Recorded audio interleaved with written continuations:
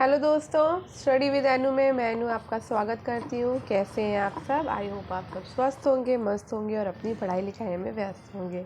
तो जैसे कि आपको पता है, मैं जीआईसी की पीजीटी की क्लासेस चला रही हूँ हिस्ट्री सब्जेक्ट की, और उसमें मैंने आपकी श्रृंखला शुरू करी है और जिसमें हम 2 टॉपिक्स कवर कर चुके हैं श्रृंखला में। तो पहला टॉपिक हमने कवर किया था राष्ट्रीय आंदोलन वाला टॉपिक, जिसमें हमने असहयोग आंदोलन, सविनय अवज्ञा आंदोलन और भारत छोड़ो आंदोलन कवर किया था, जिसमें हमारे 500 प्लस प्रश्नों की श्रृंखला थी, जिसे हमने 100 प्रश्न करके 4 से 5 या 6 क्लासेस में कंप्लीट कर लिया। उसके बाद हमने दूसरा टॉपिक कवर किया था मध्यकालीन संस्कृति, धार्मिक नीति, सूफीवाद, भक्ति आंदोलन, कला और स्थापत्य साहित्य का।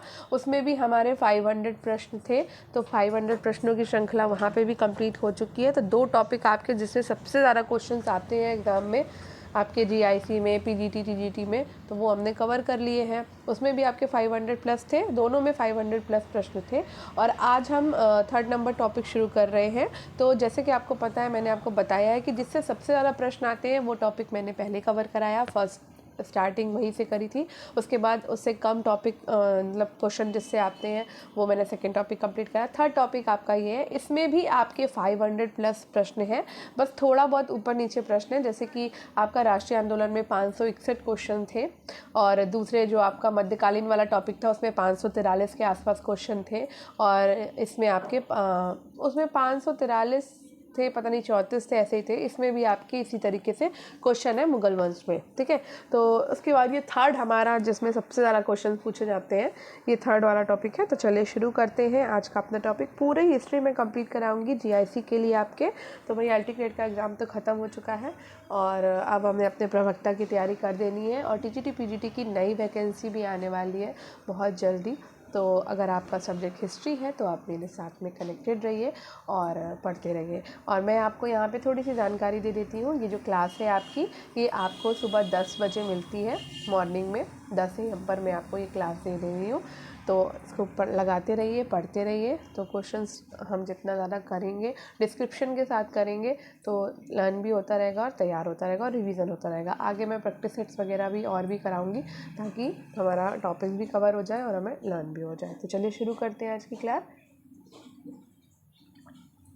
स्टार्ट करने से पहले अगर आप मेरे चैनल यानी स्टडी विद एनु में नए हैं तो स्टडी विद एनु को सब्सक्राइब कर लीजिए और बेल आइकन को कर लीजिए प्रेस, ताकि मेरे द्वारा जितना भी कंटेंट प्रोवाइड कराया जाता है वो सारा का सारा ईजिली आपको मिल सके, ठीक है। तो अगर आप NVS, KVS, DSSB, TGT, PGT और यूआईसी की तैयारी कर रहे हैं या यूजीसी नेट की, तो ये क्लास आपके लिए है।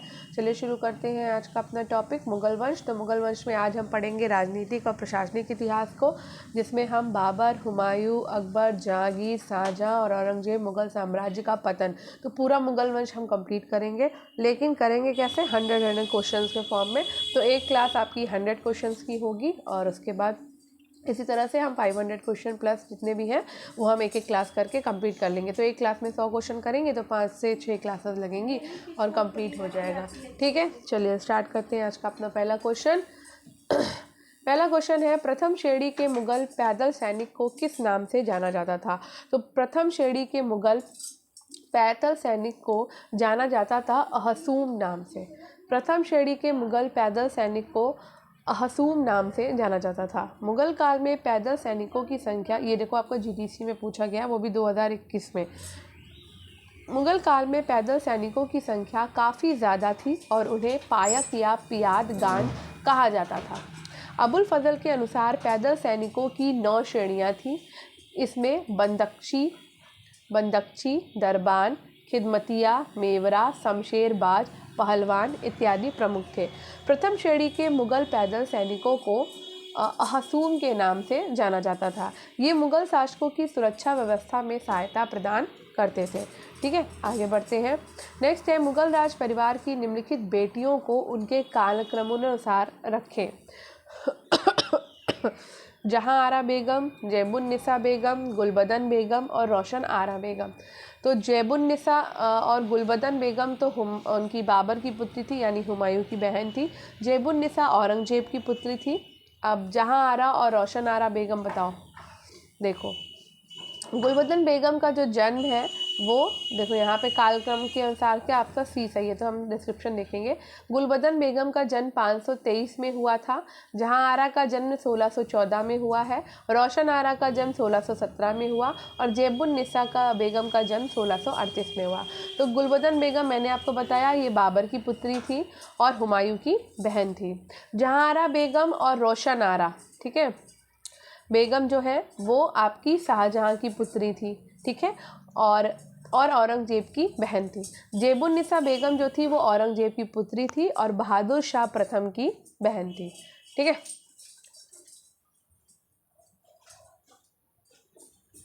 चलो आगे बढ़ते हैं। बाबर ने भारत में नई सैन्य युक्तियों को शुरू किया। इनमें छकड़ों, गाड़ियों को लोहे की चेनों से बांधकर रखना, उन्हें खाइयों से सुरक्षित करना और बगली दस्ते यानी तुलगुमा मुहैया कराने जैसी युक्तियां शामिल थी।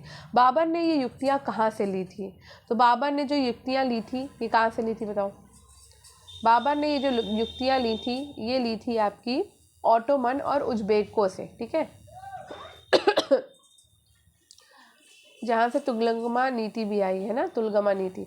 मुगल वंश के संस्थापक बाबर ने भारत में विजय प्राप्त करने के लिए नई सैन्य रणनीति को अपनाया, जो उसने मध्य एशिया में ऑटोमन साम्राज्य और उज्बेकों से साम्राज्य प्रकंपी लड़ाइयों के दौरान सीखा था। इसने ईरानियों से बंदूक का प्रयोग, तुकों से घुड़सवारी, उज्बेकों से बगली दस्ते, तुलगमा व्यूह प्रणाली, मंगोल और अफगानों से व्यूह रचना सीखा। साथ ही उस्मानिया यानी कि रूसी युक्ति के अनुसार उसने दो गाड़ियों के बीच छाती के ऊंचाई के बराबर पर तोप रखने की जगह बनाई। पानीपत एवं खानवा की लड़ाइयों में उसने दूरी सुरक्षा के लिए सामने खाई खुदवा दी और इन सभी नवीन सैन्य प्रणालियों का व्यापक पैमाने पर प्रयोग करके उसने अपने विजय का मार्ग प्रशस्त किया। नेक्स्ट है, मुगल प्रशासन में मार्गों की सुरक्षा के संबंध में निम्न में से कौन सा कथन सही है?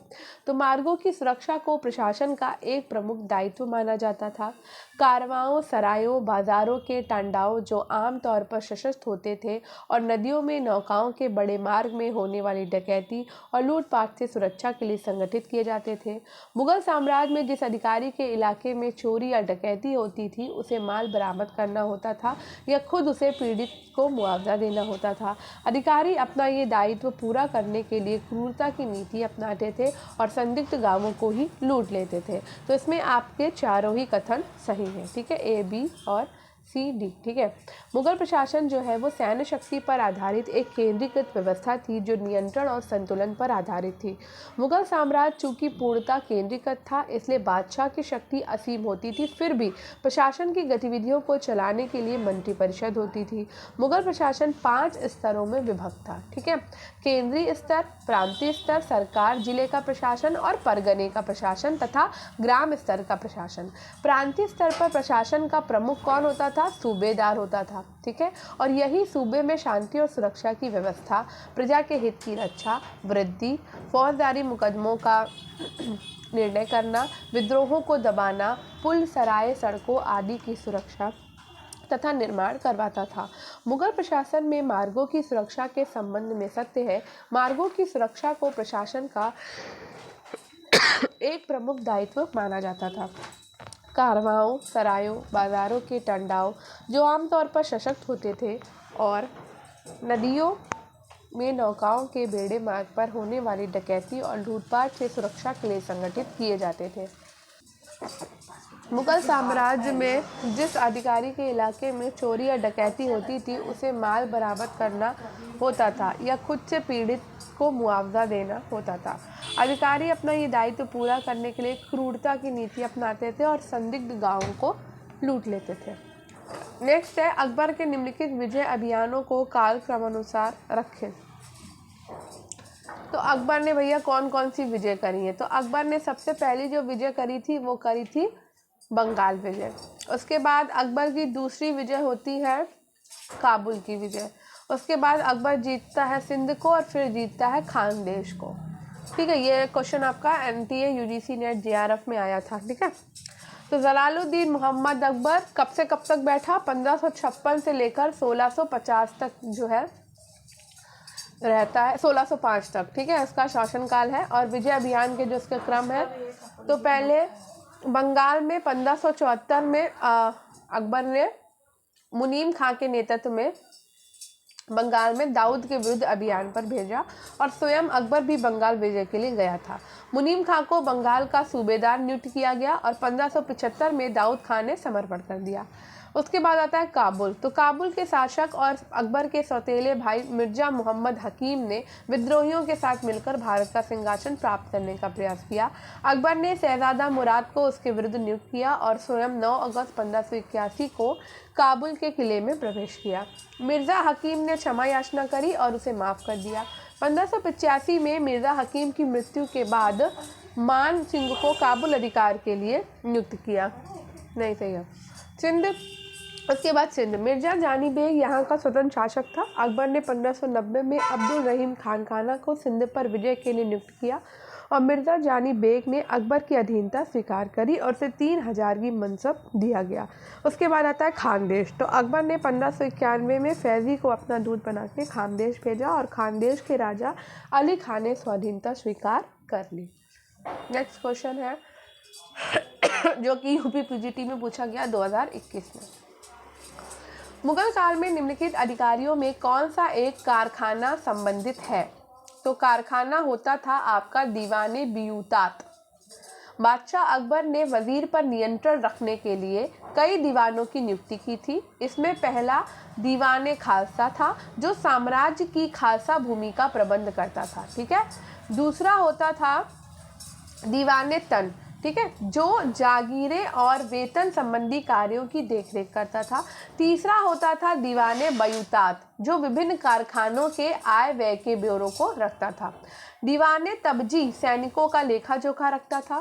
केंद्रीय राजकोष की देखभाल करता था कौन? मुसारिफ एक खजाना नामक अधिकारी। ठीक है। अब नेक्स्ट है मुगल काल में इजरा क्या था? तो मुगल काल में इजरा था राजस्व कृषि की एक व्यवस्था। ये भी क्वेश्चन आपका यूपी पीजीटी में आया है। मुगल काल में इजरा राजस्व कृषि की एक व्यवस्था थी। जुल्फिकार खां मुगल बादशाह जादा शाह का प्रधानमंत्री था। इसी ने इजरा व्यवस्था को बढ़ावा दिया। इसके अंतर्गत एक निश्चित दर पर भू राजस्व वसूल करने के बदले में सरकार ने इजारेदार यानी लगान के ठेकेदारों और बिचौलियों के साथ ये करार करना शुरू कर दिया था कि वे सरकार को एक निश्चित मुद्रा राशि दें। बदले में किसानों से जितना लगान वसूल कर सके उतना वसूलने के लिए उन्हें मुक्त छोड़ दिया गया। इससे किसानों का उत्पीड़न बढ़ा, लेकिन इस व्यवस्था के अधीन किसी भी इजारेदार ने राजकोष में निश्चित राशि जमा नहीं। ठीक है। नेक्स्ट है मुगल सैन्य व्यवस्था में दाखिली कौन था? ठीक है, तो दाखिली होता था पूरक सिपाही। मुगल सैन्य व्यवस्था में दाखिली सैनिक पूरक सिपाही था जिसकी नियुक्ति राज्य की तरफ से की जाती थी। यद्यपि इनको मनसबदारों की सेवा में रखा जाता था। ठीक है। अहदी सैनिक बादशाह के सैनिक होते थे। इनको वेतन और साजो सामान यानी राज्य की ओर से मिलता था। ये बादशाह के अंगरक्षक भी होते थे और सैनिक अधिकारियों में सर्वाधिक प्रतिष्ठित पद खाना जमान था। ठीक है, ये आपका जीआईसी का है। ठीक है। नेक्स्ट है शेरशाह सूरी के संदर्भ में कौन सा कथन सत्य है? कन्नौज के युद्ध के पश्चात वो भारत का शासक बना। बिल्कुल बना। उसने बंगाल के गवर्नर के पद को समाप्त कर 47 सरकारों में विभक्त कर दिया जो सीधे उसके नियंत्रण में थे। तो ये भी बात बिल्कुल सही है। ठीक है, तो आंसर आपका हो जाएगा 1 और 2 दोनों। 17 मई 1540 को कन्नौज या बिलग्राम के युद्ध में शेरशाह ने मुगल शासक हुमायूं को पराजित कर भारत का शासक बना। शेरशाह ने बंगाल की दूरस्थ भौगोलिक स्थिति को देखते हुए 47 सरकारों में उसको विभाजित किया। शेरशाह का चांदी का रुपया कितने ग्रेन का था बता सकते हो? 178 ग्रेन का था और ये आपका यूपी हायर असिस्टेंट प्रोफेसर में पूछा गया है। शेरशाह के सिक्के दो प्रकार के मुख्य थे। चांदी का रुपया 178 ग्रेन का होता था और तांबे का जो दाम होता था वो 380 ग्रेन का था। शेरशाह ने टकसालों की संख्या बढ़ाकर कितनी कर दी थी? 23 कर दी थी। इनमें से कुछ जिन स्थानों पर थी उनके नाम है, जैसे कि आगरा में टकसाल थी, ग्वालियर में थी, उज्जैन में थी, लखनऊ में थी, सेठगढ़ यानी कि सासाराम में थी, आबू शक्कर और बक्कर यानी कि सिंध में थी। ठीक है, तो शेरशाह के सिक्के दो प्रकार के होते थे, एक चांदी का और एक तांबे का। चांदी का 178 ग्रेन का होता था और तांबे का है 380 ग्रेन का। ठीक। और टकसालों की संख्या इसने कितनी कर दी, 23 कर दी, याद रखना। आगे बढ़ते हैं। औरंगजेब ने जजिया कब लगाया? तो औरंगजेब ने जजिया जो है ना 1679 में लगाया था। औरंगजेब अपने शासनकाल के 22वें वर्ष 12 अप्रैल 1979 में जजिया कर लगाता है। अब तीर्थ यात्रा कर कब लगाया गया? ये लगाया 1663 में। संगीत पर प्रतिबंध इसने कब लगाया? ये 1669 में लगाया है। झरोका दर्शन कब बंद करा दिया? तो जिस साल जजिया कर लगाया उसी साल इसने संगीत पर जब प्रतिबंध लगा 1669 में, उसी वर्ष इसने झरोका दर्शन पे भी प्रतिबंध लगा दिया। उसके बाद तुलादान पे प्रतिबंध इसने लगा दिया 1670 में। ठीक है, तो तीर्थ यात्रा कर औरंगजेब ने 1663 में लगाया, संगीत पर प्रतिबंध 1669 में लगाया, झरोका दर्शन पर प्रतिबंध 1669 में लगाया, तुलादान पर प्रतिबंध इसने 1670 में लगाया और जजिया कर इसने 1689 में लगाया। ठीक है। नेक्स्ट, मुगल प्रशासन में सावनी निगार का क्या कार्य था? तो मुगल प्रशासन में सावनी निगार का काम था जागीरदारों पर नियंत्रण करना। सावनी निगार मुगल प्रशासन में जागीरदारों पर नियंत्रण रखने के लिए एक महत्वपूर्ण अभिकरण सावनी निगार था, जो जागीरदारों की कार्यवाहियों और जागीरों की तत्कालीन स्थिति का विवरण केंद्र को भेजता था। ठीक है, चलो। शेरशाह के प्रशासन में राय का क्या तात्पर्य था? तो राय होती थी राज्य की मांग। शेरशाह के प्रशासन में राय का तात्पर्य होता था राज्य की मांग। जब्ती की एक मुख्य विशेष तत्व देख लो। तो जब्ती की एक मुख्य विशेषता थी जमीन की नपाई करना और राय या फसलों की दरों की अनुसूची तैयार करना। कृषि योग्य भूमि को उत्तम, मध्यम और निम्न 3 श्रेणियों में बांटा जाता था। ठीक, तीनों श्रेणियों की भूमि की प्रति बीघा मानक उपज को जोड़ लिया जाता था और 3 से भाग करके उसका औसत निकाल लिया जाता था। इस प्रकार उस औसत का 1/3 भाग राज्य की मांग यानी कि राय के रूप में निर्धारित किया जाता था। यद्यपि राज्य की मांग को अनाज के रूप में दिखाया जाता था दस्तूरे दस्तर उल अमल में। ठीक है, अपने शासन के 11वें वर्ष में अकबर ने शाही शिविर में प्रचलित दरों के आधार पर एक समान कीमत सूची प्रचलित की। बाद में स्थानीय कीमतों को ध्यान रखना आवश्यक हो गया, जिनके आधार पर राज्य की मांग की जाती थी। अब आईने दरशाला की प्रणाली स्वीकार कर ली गई और तब इस प्रणाली का परित्याग कर दिया गया। ठीक है, नेक्स्ट है महसूल से क्या अभिप्राय था? तो भाई महसूल से अभिप्राय होता था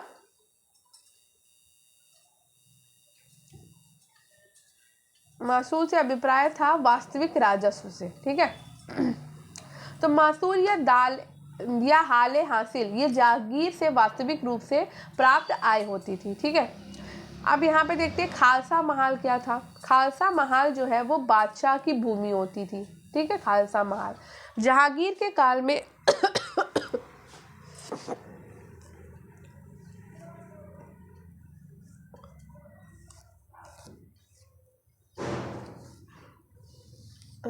ये लो, जहांगीर के काल में खालसा आय घटकर संपूर्ण आय का केवल 20वां भाग यानी कि 5% रह गई थी। ठीक है, महाले पैबाकी क्या होता था? तो जागीर आवंटन हेतु आरक्षित यानी कि रिजर्व और अप्रदत्त भूमि होती थी महाले पैबाकी। बात करते हैं जमींदाराने रयती की। तो जमींदाराने रयती जो होती थी वो भू राजस्व देने वाले जमींदार होते थे। जमींदाराने रयती भू राजस्व देने वाले जमींदार होते थे। जमींदाराने जोर तलब जो होते थे वो भू राजस्व ना देने वाले जमींदार होते थे। तो भू राजस्व देने वाले जमींदार होते थे जमींदाराने रयती, और जो भू राजस्व नहीं देने वाले जमींदार होते थे वो होते थे जमींदाराने जोर तलब। ठीक है,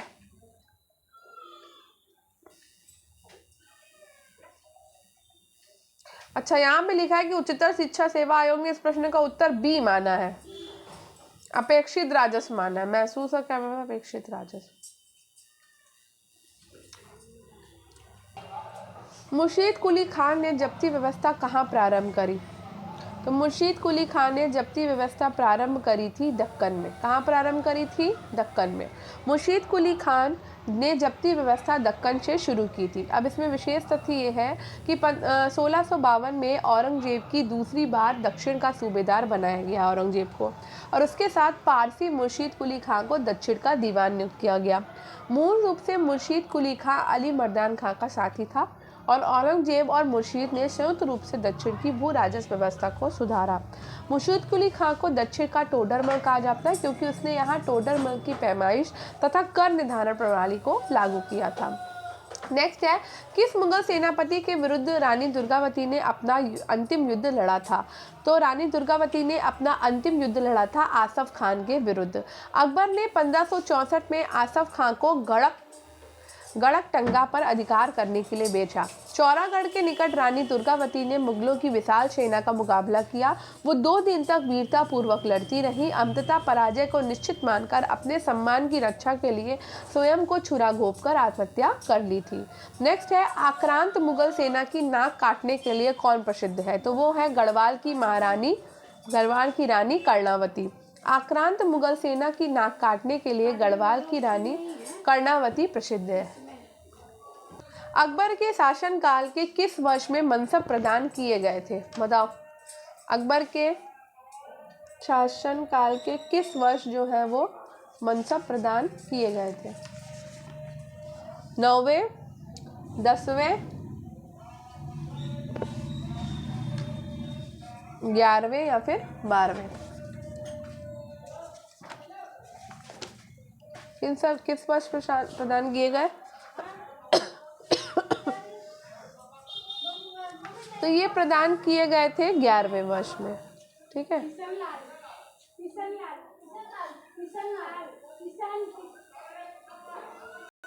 अकबर के शासनकाल के 11वें वर्ष में पहली बार मनसब प्रदान किए गए थे। ठीक है, किए जाने का संदर्भ प्राप्त होता है। ये कोई पदवी या पद संज्ञा नहीं थी, प्रत्युत इसमें मुगल प्रशासनिक सेवा अनुक्रम में किसी व्यक्ति या अमीर की स्थिति का बोध होता था। विशेष तथ्य ये है कि 14 फरवरी 1556 को 13 वर्ष 4 माह की उम्र में अकबर का राज्याभिषेक पंजाब के गुरदासपुर के कलानौर में हुआ था। राज्याभिषेक ईंटों के सिंहासन पर बैरम खां की देखरेख में अबुल कासिम ने किया था और इस राज्याभिषेक का विरोध अबुल माली ने किया था। ठीक है, नेक्स्ट है, निम्नलिखित के शासक के समय में झरोका दर्शन बंद हो गया? तो अभी हमने पढ़ा था कि झरोका दर्शन बंद कर दिया था किसने? औरंगजेब ने। कब बंद किया था? 1669 में शायद, है ना। चलो देख लेते हैं कब बंद किया। तो मुइज़ुद्दीन मोहम्मद औरंगजेब जो था वो शाहजहां का पुत्र था। उसका जन्म जो है वो 3 नवंबर 1618 को मुमताज महल के गर्भ से दोहद उज्जैन में हुआ था। औरंगजेब मुगल साम्राज्य का एकमात्र शासक था जिसका 2 बार राज्याभिषेक हुआ। पहला राज्याभिषेक इसने 31 जुलाई 1658 को सामूगढ़ के युद्ध में विजय के बाद कराया और दूसरा राज्याभिषेक जो कि वास्तविक राज्याभिषेक माना जाता है, इसने खजुआ और देवराई युद्धों में अपनी निर्णायक विजय के बाद में 15 जून 1659 को दिल्ली में संपन्न कराया था। औरंगजेब एक धर्मनिष्ठ मुसलमान था। इसने इस्लाम धर्म में व्याप्त कुरीतियों को भी समाप्त किया, जैसे कि झरोका दर्शन के रिवाज को बंद कर दिया क्योंकि वो इसे इस्लाम के विरुद्ध मानता था। तो अभी हमने पहले पढ़ा था कि इसने झरोखा दर्शन कब बंद कराया था? तो झरोखा दर्शन इसने 1669 में बंद कराया था। दोबारा से याद कर लेते हैं। इसने तीर्थ यात्रा कर समाप्त कराया 1663 में, याद रखो।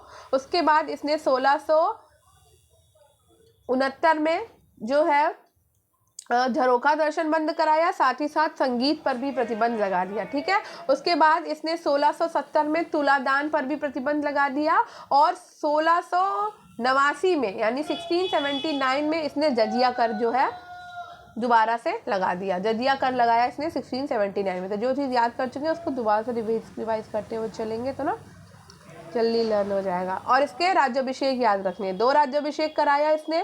पहला इसने 31 जुलाई 1658 को सामूगढ़ की विजय के बाद कराया। दूसरा इसने 15 जून 1659 को दिल्ली में करवाया, देवरिया के युद्ध के बाद में, खजुआ और देवरिया के युद्ध के बाद। ठीक है, इससे हमको ये भी पता चल गया कि खजुआ और जो देवरिया का युद्ध हुआ वो 1659 में हुआ है और जो सामूगढ़ का युद्ध हुआ था वो 1658 में हुआ था। ठीक, चलो आगे बढ़ते हैं। किस मुगल बादशाह ने जैन संत सिद्ध चंद्र को नादिर ए जमा की उपाधि प्रदान की थी? तो ये जहांगीर ने प्रदान करी है। जैन संत सिद्ध चंद्र को नादिर ए जमा की उपाधि प्रदान की थी। खोलो उसको। जैन संत सिद्ध चंद्र को नादिर जमा की उपाधि मुगल बादशाह जहांगीर ने प्रदान की थी। जहांगीर ने रविवार अकबर के जन्मदिन व बृहस्पतिवार अपने राज्यारोहण के दिन साम्राज्य में पशुवध को प्रतिबंध कर दिया था। समझ में आया? जहांगीर ने 2 दिन पशुवध प्रतिबंध किया है। पहला जिस दिन उसका राज्यारोहण हुआ था और जिस दिन अकबर का जन्मदिन होता था उस दिन उसने पशुवध को प्रतिबंध कर दिया था। जहांगीर ईसाई धर्म में भी दिलचस्पी लेता था और उसने पुर्तगाली पादरी फादर जेवियर से ईसाई धर्म की शिक्षा ग्रहण किया था। ठीक है, तो यहाँ पे क्वेश्चन था कि जैन संत सिद्ध चंद्र को नादिर जमा की उपाधि मुगल बादशाह जहांगीर ने प्रदान करी थी। ठीक है, आगे बढ़ते हैं। निम्नलिखित में से अकबर के शासनकाल के प्रथम 4 वर्ष में वकील उस सल्तनत का पद किसके पास था? ये पास था बैरम खां के पास। अकबर के शासनकाल में प्रथम 4 वर्ष में वकील उस सल्तनत के पद पर बैरम खां था। 1556 से लेकर 1560 तक अकबर पर बैरम खां का प्रभाव ज़्यादा रहा क्योंकि उस समय वो अल्पायु था। ठीक है, बैरम खां शिया मत का अनुयायी था और उसका जन्म बतखा में हुआ था। वो हुमायूं के सेना में एक सिपाही की भांति नौकरी करता था। अपने कर्तव्य परायणता और निष्ठा से वो शीघ्र ही हुमायूं का विश्वास पात्र बन गया।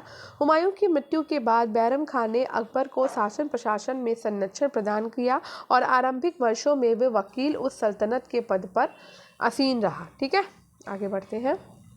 नेक्स्ट है, जब शहजादा मोहम्मद कामबख्श ने उसका दायां हाथ काटने का आदेश दिया तो सैफ खान ने कहा, ये नीच आचरण है जो तुमने अपनी माँ से पाया है। ये हाथ जिसे तुमने बिना किसी कसूर के कटवा दिया, इसी ने तुम्हें तीरंदाजी सिखाई थी। उस माँ की पहचान करें, तो वो माँ थी भैया उदयपुरी बेगम। ठीक है, तो शहजादा मोहम्मद कामबख्श मुगल सम्राट औरंगजेब के सबसे छोटे बेटे थे जो उनकी पत्नी उदयपुरी बेगम से पैदा हुए थे। ठीक है, उपरोक्त कथन शहजादा द्वारा अपने गुरु के हाथ काटने का आदेश देने के बाद सैफ खान ने कहा था। दिलरस बानो सम्राट औरंगजेब की पहली और मुख्य पत्नी थी, जबकि नवाब बाई मुगल सम्राट औरंगजेब की माध्यमिक पत्नी थी। नादिरा बेगम एक मुगल शहजादी और 5वें मुगल शासक शाहजहां के सबसे बड़े बेटे राजकुमार के द्वारा दारा शिकोह की पत्नी थी। राजकुमार दारा शिकोह की। ठीक है,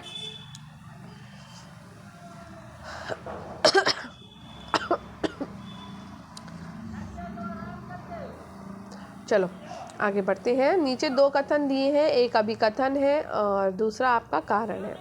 तो औरंगजेब के काल में मृत मनसबदारों की संपत्ति पर दावा मुतालिबा एक सीमित था। 1691 में औरंगजेब ने अपने अधिकारियों को फरमान जारी किया कि वे उन अमीरों की संपत्ति जब्त ना करें जिनके उत्तराधिकारी सरकारी सेवा में थे, क्योंकि मृत अमीरों के द्वारा संविदाकृत मुतालिबा का भुगतान करने के लिए उनके उत्तराधिकारियों को कहा जा सकता था। उपरोक्त कथनों के आलोक में नीचे दिए गए विकल्पों में सबसे उपयुक्त उत्तर का चयन करिए। तो सबसे उपयुक्त उत्तर है ए और आर दोनों सही हैं और आर ए की सही व्याख्या करता है। तो मनसब फारसी भाषा का शब्द है, ठीक है, जिसका अर्थ होता है पद। इसके 2 भाग होते थे, जात और सवार। जात व्यक्तिगत पद था, जबकि सवार का तात्पर्य होता था घुड़सवारों की संख्या से। औरंगजेब ने मनसबदारी व्यवस्था में मशरूत की शुरुआत की थी और उसके समय हिंदू मनसबदारों की संख्या 33% यानी कि सर्वाधिक थी। औरंगजेब के समय मृत मनसबदारों की संपत्ति का दावा मुतालिबा तक सीमित था। 1691 में औरंगजेब के द्वारा फरमान जारी किया गया कि ऐसे मृत मनसबदारों की संपत्ति को जब्त न किया जाए जिनके उत्तराधिकारी मुगलिया सल्तनत की सेवा में है, क्योंकि ऐसे संविदाकृत मुतालिबा का भुगतान मृत अमीरों के उत्तराधिकारियों के द्वारा किया जाएगा। नेक्स्ट है, अकबर की विभिन्न उद्घोषणाओं आदेशों को कालक्रमानुसार रखें। तो कालक्रमानुसार भैया हमें रखना है, तो चलो रखते हैं। पहली बार जजिया कर की पहली बार जजिया की समाप्ति, तो यहाँ अकबर की बात हो रही है, ठीक है। औरंगजेब ने जजिया कर दोबारा से लगाया था कब? 1689 में, है ना। लेकिन यहाँ हम अकबर की बात कर रहे हैं, तो चलो अकबर का देख लेते हैं। तो यहाँ पे क्वेश्चन है पहली बार जजिया कर की समाप्ति। तो देखो अकबर की उद्घोषणा जो थी आदेशों को कालक्रम, तो इसमें सबसे पहले उसने जो काम किया वो किया है युद्ध बंदियों की पत्नियों, बच्चों और रिश्तेदारों को गुलाम बनाए जाने पर प्रतिबंध किया, ठीक है। देखो उसने पहली बार जो जजिया की समाप्ति करी है वो उसने करी थी 1564 में, ठीक। उसके बाद तीर्थकर माफ़ किया जाना, तो तीर्थकर माफ़ किया था इसने 1563 में, ठीक। चित्तौड़ का फतहनामा जारी करना, तो चित्तौड़ का फतहनामा इसने जारी किया था 1568 में। और युद्धबंदियों की पत्नियों, बच्चों और रिश्तेदारों को गुलाम बनाए जाने पर जो प्रतिबंध यानी कि दास प्रथा का जो अंत था वो किया था इसने 1562 में। तो अब आप लगा सकते हो, पहले आपका युद्धबंदियों की पत्नियों पर प्रतिबंध यानी दास प्रथा पे प्रतिबंध किया 1562 में, फिर तीर्थकर माफ़ किया 1563 में, उसके बाद पहली बार जजिया की समाप्ति की 1564 में, फिर उसके बाद चित्तौड़ का फतहनामा जारी किया इसने 1568 में, ठीक है। देखो यही ऐसी तरह से यहाँ पर भी दिया हुआ है, आप देख सकते हो, ठीक है। सारा सुमेल कर दिया मैंने। चलो नेक्स्ट है मुगल शासक और कुल जमा में खालिशा का अनुमानित हिस्सा। तो हमें यहाँ पर सूची मिलानी है। तो जो अकबर था, अकबर के टाइम पे कुल जमा में खालिशा का जो अनुमानित हिस्सा होता था वो होता था 1/4, ठीक है। जागीर के समय में खालिशा का अनुमानित हिस्सा होता था 1/20। शाहजहाँ के समय खालिशा का अनुमानित हिस्सा होता था 1/7 और औरंगजेब के समय पे खालिशा का अनुमानित हिस्सा होता था 1/5, ठीक है। नीचे दिए गए विकल्पों में सही उत्तर का हमने चयन कर लिया है, ठीक है। ये देखो अकबर का 1/4, जहांगीर का 1/20, शाहजहाँ का 1/7, औरंगजेब का 1/5। नेक्स्ट है कहाँ से राजदूत औरंगजेब के शासन के समय आया था। तो औरंगजेब के समय जो राजदूत आया था वो आया था कॉन्स्टेंटिनोपल।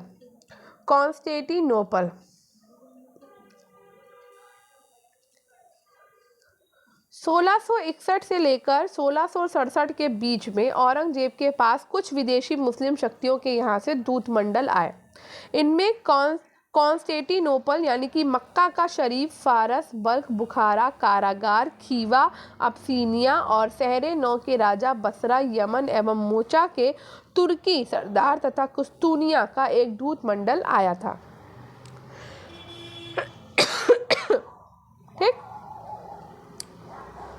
नेक्स्ट बुलंद दरवाज़ा अकबर के किस विजय के स्मरण में बना था। तो भाई बुलंद दरवाज़ा जो बना था वो गुजरात विजय के स्मरण में बना था।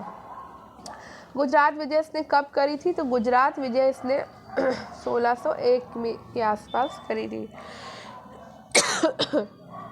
ये TGT में आया है क्वेश्चन। डिस्क्रिप्शन देख लेते हैं। बुलंद दरवाज़ा जामा मस्जिद के दक्षिणी द्वार में निर्मित भारत का सबसे ऊंचा प्रवेश द्वार है। 42 फीट ऊंची चौकी जो सीढ़ियों से युक्त है पर बना 134 फीट ऊंचा ये दरवाज़ा ज़मीन से कुल 176 फीट ऊंचा है। इसका निर्माण अकबर ने 1673, यहाँ पे मिस प्रिंटिंग है, 1673 में अपनी गुजरात विजय की स्मृति में कराया था, ठीक है। 1601 में असीरगढ़ की विजय के बाद इस दरवाजे की ऊंचाई और बढ़ा दी गई और इसलिए इसे गुजरात विजय और दक्षिणी विजय दोनों का प्रतीक माना जाता है। नेक्स्ट क्वेश्चन है निम्नलिखित में से किस एक मुगल शासक ने भांग के उत्पादन, बिक्री और सार्वजनिक प्रयोग पर निषेध का अध्यादेश लागू किया था। तो ये लागू किया था औरंगजेब ने। मुहिउद्दीन मोहम्मद औरंगजेब शाहजहाँ का पुत्र था। औरंगजेब जब गद्दी पे बैठा तो वो कई समस्याओं से घिरा था। इन समस्याओं से निपटने के लिए औरंगजेब ने सबसे पहले अपना ध्यान प्रशासन की ओर आकर्षित किया और उसके निराकरण के लिए प्रयास किया। उसने विभिन्न प्रकार के 80 कर समाप्त कर दिए और मद्यपान, जुआ और वेश्यावृत्ति को भी निषिद्ध कर दिया। साम्राज्य में भांग की कृषि को बंद करा दिया। औरंगजेब ने लोक आचरण के निरीक्षण के लिए औरंगजेब ने मुहत्सिब नामक पदाधिकारी की नियुक्ति की थी, जो उसको ये बताता था कि लोक आचरण सही चल रहा है या नहीं चल रहा है। ठीक है, तो लोक आचरण के निरीक्षण के लिए औरंगजेब ने मुहत्सिब की नियुक्ति की थी। नेक्स्ट है, मुगल काल में निम्नलिखित शासकों में से किस एक ने नियंत्रण और संतुलन की नीति प्रशासन में प्रारंभ किया? तो ये किया था अकबर ने। मुगल काल के प्रशासन में नियंत्रण और संतुलन की नीति का प्रारंभ अकबर ने किया है। अकबर की मनसबदारी व्यवस्था, राजपूतों से वैवाहिक संबंध आदि सभी कार्यों से अकबर ने अपने साम्राज्य को मजबूत और दीर्घजीवी बनाने हेतु किया। तत्कालीन समय में राजपूत अकबर का कड़ा प्रतिरोध कर सकते थे, इसलिए उसने राजपूतों से वैवाहिक संबंध स्थापित किया और उन्हें अपना मित्र बना लिया। प्रशासन में भी अकबर ने ऐसा प्रावधान किया कि किसी भी अधिकारी के पास शक्ति का केंद्रण न हो पाए। ये सभी कार्य अकबर के नियंत्रण और संतुलन की नीति के तहत आते हैं। नेक्स्ट है, किस अंग्रेज यात्री ने अकबर के अधीन रत्न विशेषज्ञ की नौकरी प्राप्त की थी? तो रत्न विशेषज्ञ की नौकरी विलियम लीड्स ने प्राप्त की थी। अकबर के शासनकाल में आने वाले कुछ यात्री हैं, जैसे कि जॉन न्यूबेरी। जॉन न्यूबेरी पहला अंग्रेज था जो अकबर के समय में इंग्लैंड के राजा का एक पत्र लेकर भारत आया था। रॉल्फ फिंच महारानी एलिजाबेथ का एक पत्र लेकर अकबर के दरबार में आया और ये आगरा और फतेहपुर सीकरी में रहा है। विलियम लीड्स अकबर के द्वारा नियुक्त हीरो के सत्यापन के लिए एक प्रसिद्ध अंग्रेजी हीरा विशेषज्ञ था। जॉन मिल्डन हॉल 1599 में भारतीय व्यापारियों के साथ व्यापार करने के उद्देश्य से अकबर के समय पे पहुंचा था। ठीक है, नेक्स्ट है, अकबर ने किस सिख गुरु को 500 बीघा जमीन दान के रूप में दी थी? तो 500 बीघा जमीन जो दी थी वो दी थी इन्होंने गुरु रामदास को। गुरु रामदास अकबर के समकालीन और अमरदास के दामाद थे। अकबर ने इन्हें 500 बीघा जमीन प्रदान करी और इसी जमीन पर इन्होंने अमृतसर नामक शहर बसाया था। किसने? गुरु रामदास ने। पहले इस नगर का नाम रामदासपुर था। इनके अनुयायियों को रामदासी कहा गया। रामदास ने अपने तीसरे पुत्र अर्जुन को उत्तराधिकारी नियुक्त करके गुरु का पद पैतृक बना लिया था। तो रामदास ने ही गुरु का पद पैतृक बनाया, रामदास ने ही अमृतसर नामक शहर बसाया। नेक्स्ट है, अकबर के शासनकाल में इबादत खाना नामक एक प्रसिद्ध संरचना का निर्माण कहाँ हुआ था? तो ये फतेहपुर सीकरी में हुआ। 1575 तक अकबर सुन्नी धर्म के बाह्य रूपों को मानता था और इसने इस्लाम धर्म के दर्शन को समझने के उद्देश्य से शेख अब्दुल नबी, मखदूम उल मुल्क, अब्दुल्ला सुल्तानपुरी जैसे उलेमाओं की शिष्यता ग्रहण की। सिया मत के अनुयायी मुल्ला यजीदी भी उसकी आध्यात्मिक पिपासा को शाम नहीं कर सके। अतः 1575 में अकबर ने फतेहपुर सीकरी में एक इबादत खाना यानी कि पूजा गृह का निर्माण करवाया और इसमें प्रति बृहस्पतिवार को संध्या के समय नियमित रूप से धार्मिक विचार विमर्श हुआ करता था। नेक्स्ट क्वेश्चन है, निम्नलिखित में से किस शासक ने इलाही प्रकार की मुद्राओं को चलाया? तो इलाही प्रकार की मुद्राएं चलाने वाला था अकबर। मुगल मुद्रा व्यवस्था को सुव्यवस्थित रूप प्रदान करने का श्रेय अकबर को प्राप्त है। आईने अकबरी में अबुल फजल ने विवरण दिया कि अकबर ने 26 सोने के, 9 चांदी के और 4 प्रकार के तांबे के सिक्के चलवाए थे। अकबर के द्वारा जारी सोने के सिक्के इस प्रकार हैं। मुहर 9 रुपए के बराबर, संशब सबसे बड़ा सोने का सिक्का होता था। इलाही सोने का गोल आकार का सिक्का था जिसका मूल्य 10 रुपए के बराबर था। रहस गोल और चौकोर दोनों था। अतमाह 25 तोले का होता था। दिलसात, चगुल और लाले जलाली भी इसके सिक्के के प्रकार हैं, तांबे के सिक्के के, सोने के सिक्के। नेक्स्ट है, निम्नलिखित इतिवृत्तियों में किस एक में सुब्दुगीन से अकबर के शासन के 40वें वर्ष तक का इतिहास है? तो ये है मुंतखब उत तवारीख में। मुंतखब उत तवारीख अब्दुल कादिर बदायूनी के द्वारा लिखित एक ग्रंथ है। बदायूनी अकबर का समकालीन विद्वान था और इस पुस्तक के 3 भाग हैं। पहले भाग में दिल्ली के सुल्तानों बाबर और हुमायूं के शासनकाल का वर्णन है। दूसरे भाग में 1596 तक अकबर के शासनकाल का वर्णन है। ठीक है। तो पहले में बाबर और हुमायूं का है, दूसरे में अकबर का है। मुंतखब उत तवारीख के तीसरे भाग में मुसलमानों और संतों का विवरण है।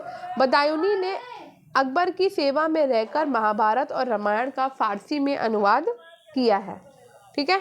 नेक्स्ट है, किस मुगल शासक के द्वारा सती के विरुद्ध राजकीय निषेध जारी किया गया? तो सती के विरुद्ध राजकीय निषेध जारी किया था औरंगजेब ने। सती प्रथा का प्रचलन प्राचीन काल से ही विद्यमान था। ये प्रथा विशेष रूप से राजपूतों में प्रचलित थी। दिल्ली के सुल्तानों ने अपने समय में इसे रोकने का प्रयास किए। मध्यकालीन भारत में मोहम्मद तुगलक पहला शासक था जिसने इसे रोकने का प्रयास किया था। मुगल काल में अकबर ने भी इसे रोकने का प्रयास किया। औरंगजेब पहला मुगल शासक था जिसने स्पष्ट रूप से फरमान जारी कर अपने साम्राज्य में सती प्रथा को प्रतिबंध कर दिया था। ठीक है।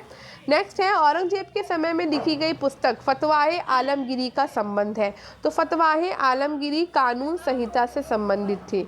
औरंगजेब के समय में लिखी गई पुस्तक फतवाए आलमगीरी का संबंध कानून संहिता से है। फतवाए आलमगीरी राज्य कला, सामान्य नैतिकता, सैन्य रणनीति, आर्थिक नीति, न्याय और दंड पर एक शरीयत आधारित संकलन है। इस संकलन को व्यापक रूप से इस्लामी न्यायशास्त्र के क्षेत्र में सबसे अच्छी तरह से संगठित कार्यों में से एक माना जाता है। ये एक ऐतिहासिक कृति है जो मुगल बादशाह औरंगजेब के शासनकाल में विधिवेत्ताओं के एक दल के द्वारा तैयार किया गया था। नेक्स्ट है, अकबर की विधियों से संदर्भ में निम्नलिखित पर विचार करें और उन्हें काल क्रमानुसार व्यवस्थित करिए। तो उड़ीसा विजय होती है 1592 में। ठीक है। सिंध पर विजय कब करता है ये? तो सिंध पर 1591 में विजय होती है। कांधार विजय करता है ये 1595 में। और बलूचिस्तान पे विजय कांधार पे 1595। बलूचिस्तान में भी 1595 में विजय करता है। ठीक है। तो यहाँ पर आपका आंसर तो पहला क्या हो जाएगा? सिंध विजय हो जाएगा पहले नंबर पे। दूसरे नंबर पर उड़ीसा विजय आ जाएगी आपकी। तीसरे पे बलूचिस्तान विजय आ जाएगी और चौथे पर आपकी कंधार विजय आ जाएगी। ये दोनों ही सेम उसमें हुई थी 95 कंधार। अब इनका वैसे डेट होगा कुछ, तो यहाँ पे 2 1 4 3। ठीक है। ये देखो यहाँ पे लिखा हुआ।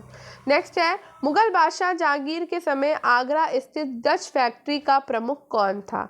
तो आगरा में स्थित जो डच फैक्ट्री था उसका प्रमुख था फ्रांसिस्को पेलशर्ट। मुगल बादशाह जहांगीर के समय में आगरा स्थित डच फैक्ट्री का प्रमुख फ्रांसिस्को पेलशर्ट था। पेलशर्ट आगरा में डच टकसाल का अध्यक्ष भी था। उसने अपनी पुस्तक रेमांस ट्रिनिटी में बयाना के नील उत्पादन का अत्यंत विस्तार से वर्णन किया है। नेक्स्ट क्वेश्चन है, निम्न में से कौन जहांगीर के समय का चित्रकार नहीं है? तो जहांगीर के समय पे मंसूर होता था, मनोहर था और अबुल हसन था, लेकिन ख्वाजा अब्दुल समद नहीं था।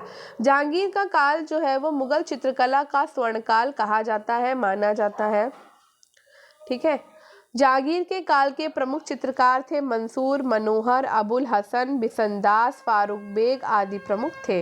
ख्वाजा अब्दुल समद जो है वो अकबर के काल का प्रमुख चित्रकार था जिसे अकबर ने टकसाल का अधिकारी बनाया था। जहांगीर ने अबुल हसन को नादिर उल जमा और मंसूर को नादिल उल अस्र की उपाधि दी थी। ठीक है। जहांगीर ने हेरात के अकारिजा के नेतृत्व में आगरा में एक चित्रशाला की स्थापना की थी। ठीक है। नेक्स्ट है, उत्तराधिकार के युद्ध में शाहजहां के कौन से पुत्र ने बहादुरपुर के युद्ध में लड़ाई की थी? तो ये की थी शाह शुजा ने। उत्तराधिकार के युद्ध में शाहजहां के पुत्र शाह शुजा और शाही सेना सुलेमान शिकोह और मिर्जा राजा जयसिंह के नेतृत्व के बीच बनारस से 6 मील दूर बहादुरपुर में फरवरी 1658 में हुआ, जिसमें शाह शुजा पराजित हुआ और बंगाल वापस चला गया। नेक्स्ट है, नूरजहां ने अपनी पहली पुत्री लाडली बेगम का विवाह निम्न किस शहजादे से किया था? तो लाडली बेगम का विवाह शहरयार से किया गया था। नूरजहां का वास्तविक नाम था मेहरुन्निसा बेगम और उसके पिता का नाम था मिर्जा गियास बेग, जो तेहरान का मूल निवासी था। 1594 में मेहरुन्निसा का विवाह अली कुली बेग से हुआ और वो ईरान मूल का था। 1607 में एक विद्रोह के दौरान अली कुली की हत्या कर दी गई और उसके बाद मेहरुन्निसा और उसकी बेटी लाडली बेगम को मुगल हरम में लाया गया, जिसके बाद 1611 में मेहरुन्निसा का विवाह जहांगीर से हुआ, जिसके बाद जहांगीर ने उसे नूरजहां की उपाधि दी। दरबार में सक्रिय भूमिका के चलते उसने खुर्रम को अपने रास्ते से हटाने के लिए जहांगीर के कमज़ोर बेटे शहरयार से अपनी बेटी लाडली बेगम का विवाह कर दिया था। ठीक है, नेक्स्ट है, अकबर के दरबार में कौन सुविख्यात सुलेखक था जिसे जरी कलम की उपाधि दी गई थी? तो मोहम्मद हुसैन अल कातिब कश्मीरी को जरी कलम की उपाधि दी गई थी। मुगल सम्राट बाबर, हुमायूं, अकबर और जहांगीर की चित्रकला में विशेष रुचि थी। जहांगीर के काल में तो चित्रकला अपने चरमोत्कर्ष पे पहुंच गई। हुमायूं फारस से अपने साथ 2 चित्रकार मीर सैयद अली और ख्वाजा अब्दुल समद को लाया था। अकबर ने काबुल में चित्रकला सीखी थी। ठीक है, अबुल फजल ने आईने अकबरी में बताया कि अकबर के यहाँ लगभग 100 चित्रकार थे। उनमें से कुछ प्रमुख थे अब्दुल समद, सैयद अली, दशवंत, बसावन, हरिवंश आदि। मधुर लेखनी के कारण अब्दुल समद को शीरी कलम और मोहम्मद हुसैन कातिब कश्मीरी को जरी कलम की उपाधि दी गई थी। ठीक है, नेक्स्ट क्वेश्चन पे चलते हैं। मुगल सैन्य व्यवस्था में अहदी क्या था? तो अहदी जो होता था वो शाही घुड़सवार होता था। ठीक है, आदि सैनिकों को बादशाह के सैनिक भी कहा जाता था, क्योंकि इनकी भर्ती, अस्त्र शस्त्र, वेतन भत्तों की व्यवस्था बादशाह के द्वारा ही की जाती थी। इस कार्य के कुशल संचालन के लिए एक पृथक दीवान एवं बख्शी नियुक्त था। यद्यपि अहदी सैनिक बादशाह के व्यक्तिगत सैनिक होते थे और स्वयं बादशाह समय समय पर इन्हें किसी भी मनसबदार की सेवा में नियुक्त कर देता था। अहदी सैनिकों की संख्या निश्चित नहीं थी। इस प्रकार अहदी सैनिक बादशाह के द्वारा भर्ती किए गए थे। ये उसके वफादार और योग्य सैनिक थे। अब विशेष तथ्य ये है दाखिली सैनिक। तो दाखिली सैनिकों की भर्ती भी अहदी सैनिकों की भांति बादशाह के द्वारा ही की जाती थी, मगर इन दाखिली सैनिकों को भर्ती करने के उपरांत विभिन्न मनसबदारों की सेवा में रखा जाता था। नेक्स्ट है, 1600 में जब्त को समग्रता कहाँ नहीं अपनाया गया था? तो गुजरात में नहीं अपनाया गया। जब्ती प्रणाली से आशय ये था कि ये व्यवस्था किसान और सरकार के बीच उस समझौते से था जिसके अनुसार 3 वर्ष या उससे अधिक समय तक प्रति बीघा प्रति वर्ष के हिसाब से लगान निश्चित किया जाता था, चाहे खेत में कितनी ही पैदावार अथवा ना हो। इसकी दर जमीन की उपज शक्ति और उसकी स्थिति पर निर्भर थी। जब्ती यानी कि जब्त प्रणाली को नगद अथवा जमई भी कहते थे। ये कृषकों को पसंद थी और इसका प्रसार बिहार, इलाहाबाद, मुल्तान, अवध, आगरा, मालवा, दिल्ली और लाहौर सहित अजमेर में लागू थी। गुजरात में ये व्यवस्था पूरी तरह से लागू नहीं थी। मुगल पद प्रणाली को क्या कहा जाता था? मुगल पद प्रणाली को मनसबदारी प्रथा कहा जाता था। मनसब का अर्थ पद या श्रेणी होता था। इस प्रथा की शुरुआत अकबर ने किया था। मनसबदारी तथा दशमलव पद्धति पर आधारित होती थी।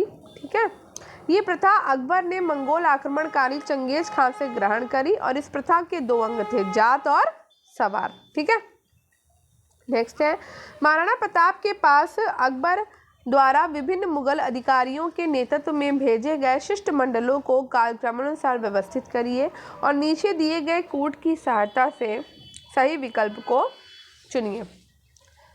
तो देखो, यहाँ पर सबसे पहले आएंगे जलाल खां। जलाल खां आते हैं 1572 में। ठीक, उसके बाद आएंगे मान सिंह 1573 में। उसके बाद आएंगे भगवंत दास। कब आएंगे? अक्टूबर में आएंगे और ये भी आएंगे 1573 में, जब मान सिंह आएंगे। ठीक है, टोडरमल कब आते हैं? टोडरमल आते हैं दिसंबर में 1573 में। ठीक, ये इस तरह से है। तो इस प्रस्ताव के बाद जब महाराणा प्रताप अधीनता स्वीकार करने के लिए बाध्य नहीं हुए थे, तो 18 जून 1576 को हल्दी घाटी का युद्ध हुआ, जिसमें महाराणा प्रताप की पराजय हो गई थी। ठीक है, नेक्स्ट है, किसने भारतीय शिल्पकारों को बारूद बनाने की तकनीकी सिखाई? तो मुगलों ने जो है बारूद बनाने की तकनीक सिखाई थी। तो भारतीय इतिहास में बारूद का प्रयोग पहली बार मुगलों ने पानीपत के प्रथम युद्ध, जो कि कब हुआ था? 1526 में किया, लेकिन विजयनगर साम्राज्य में बारूद का प्रयोग हो चुका। भारत में जो भी हो, बारूद का प्रयोग और भारतीय शिल्पकारों की जानकारी 1582 में फतुल्ला शिरानी, एक फारसी इंजीनियर जिन्होंने अकबर के लिए काम किया था, के द्वारा प्रदान किया गया। एक शुरुआती मल्टी गन शॉट विकसित किया था, जैसा कि प्राचीन ग्रीस और चीन में पहले इस्तेमाल किए गए पॉलीवोल्स, और 17वीं शताब्दी तक भारतीय विभिन्न प्रकार के आग्नेयास्त्र का निर्माण कर रहे थे। A history of Greek fire and gun powder में जेम्स रिटिक पार्टिगंटन ने भारतीय रॉकेट और विस्फोटक खानों का वर्णन किया है। नेक्स्ट क्वेश्चन है, मुगलकालीन भारत में दस्तूर उल अमल किस विषय से संबंधित था? तो दस्तूर उल अमल प्रशासनिक नियमावली से संबंधित था। दस्तूर उल अमल की घोषणा अकबर के द्वारा 1582 में की गई। ये नगद भू राजस्व से संबंधित था। दस्तूर में समय समय पर परिवर्तन होता था। नेक्स्ट है, मुगल काल में दीवाने बयूतात का कार्य था। तो दीवाने बयूतात का कार्य था कारखानों की देखरेख करना, और ये क्वेश्चन हम पहले भी कर चुके हैं। मुगल काल में दीवाने बयूतात का काम शाही कारखानों की देखरेख करना था और उनको धनराशि देना, कच्चा माल उपलब्ध कराना और वस्तुओं के मूल्य का निर्धारण करना था। नेक्स्ट क्वेश्चन है, मुगल शासन के अंतर्गत प्रशासन का प्रत्येक ब्यौरा लिपिबद्ध किया जाता था, जिन्हें सियाहा हजूर था। सियाहा हुजूर, तो दरबार की दिनचर्या की जानकारी। ठीक है, तो मुगल शासन के अंतर्गत सियाहा हुजूर का कार्य दरबार में प्रत्येक दिन की दिनचर्या का ब्यौरा प्रदान करना होता था। नेक्स्ट है, मुगल काल में सयूर गाल का तात्पर्य था। तो सयूर गाल का तात्पर्य लगान मुक्त जमीन था। सयूर गाल भूमि को मदद ए माश भी कहा जाता था। ये भूमि अनुदान के रूप में विद्वानों, धार्मिक प्रवृत्ति के लोगों को दी जाती थी और ये भूमि लगान मुक्त होती थी। इस तरह की भूमि अनुत्पादक होती थी और इस भूमि को मिल्क भी कहा जाता था। नेक्स्ट है, मुगल काल में अधिकांश बाग बगीचा लगवाए गए। तो ये जहांगीर के समय पे लगवाए गए थे। मुगल काल में बाग बगीचे लगाने की शुरुआत सबसे पहले बाबर के द्वारा शुरू की गई थी, जिसने भारत की जलवायु के अनुरूप अपने आराम के लिए प्रकृति को सुंदर बनाने का काम किया। लगभग सभी मुगल सम्राटों ने इस कार्य पर ध्यान दिया, लेकिन जहांगीर के शासनकाल में इस पर विशेष रूप से ध्यान दिया गया। इस शासक के समय में अधिकांश बाग बगीचे लगवाए गए। जहांगीर उच्च कोटि का कला प्रेमी, कला पारखी, प्रकृति प्रेमी और चित्रों का संग्रह करता था। जहांगीर ऐसे जगहों पर भवन निर्माण कराता था जहां से प्रकृति के सुंदर दृश्य देखने को मिलते थे, जैसा कि कश्मीर में शालीमार गार्डन से प्रमाणित होता है। नेक्स्ट है, 1580 में अकबर का साम्राज्य कितने प्रांतों में बटा था? तो अकबर का साम्राज्य 12 प्रांतों में बटा था। अकबर ने साम्राज्य के संचालन के लिए 1580 में 12 भागों यानी प्रांतों में विभाजित किया गया। मुगल प्रशासन में प्रांत को सूबा कहा जाता था और ये 12 सूबे निम्न थे: आगरा, दिल्ली, इलाहाबाद, अवध, अजमेर, अहमदाबाद, बिहार, बंगाल, काबुल, लाहौर, मुल्तान और मालवा। दक्षिण विजय के पश्चात खानदेश, बरार, अहमदनगर 3 सूबे स्थापित किए गए, जिसे अकबर के समय सूबों की संख्या 15 हो गई। औरंगजेब के समय प्रांतों की संख्या 21 थी और प्रांतीय प्रशासन में मुगल साम्राज्य का विभाजन सूबे में और सूबे का विभाजन सरकार में तथा सरकार का विभाजन परगना या महाल में किया गया था। दानदेश को खानदेश के लिए नाम किसने दिया है? तो ये अकबर ने दिया है। खानदेश ताप्ती नदी की घाटी में स्थित था। खानदेश फिरोज तुगलक की मृत्यु के पश्चात दिल्ली सल्तनत से पृथक हो गया और यहाँ के सूबेदार मलिक राजा फारूकी ने स्वतंत्र सत्ता स्थापित की। 1599 में खानदेश की राजधानी बुरहानपुर पर स्वयं अकबर ने आक्रमण किया और वहाँ का सूबेदार अपने प्रिय पुत्र दानियाल को बनाया और इसी के नाम पर उसका नाम दानदेश भी रखा गया था। नेक्स्ट है, निम्न के शासक ने सिजदा और पाबोस की प्रथा को अंतिम रूप से दरबार में बंद कराया? तो सिजदा और पाबोस की प्रथा को अंतिम रूप से दरबार में बंद कराया था शाहजहां ने।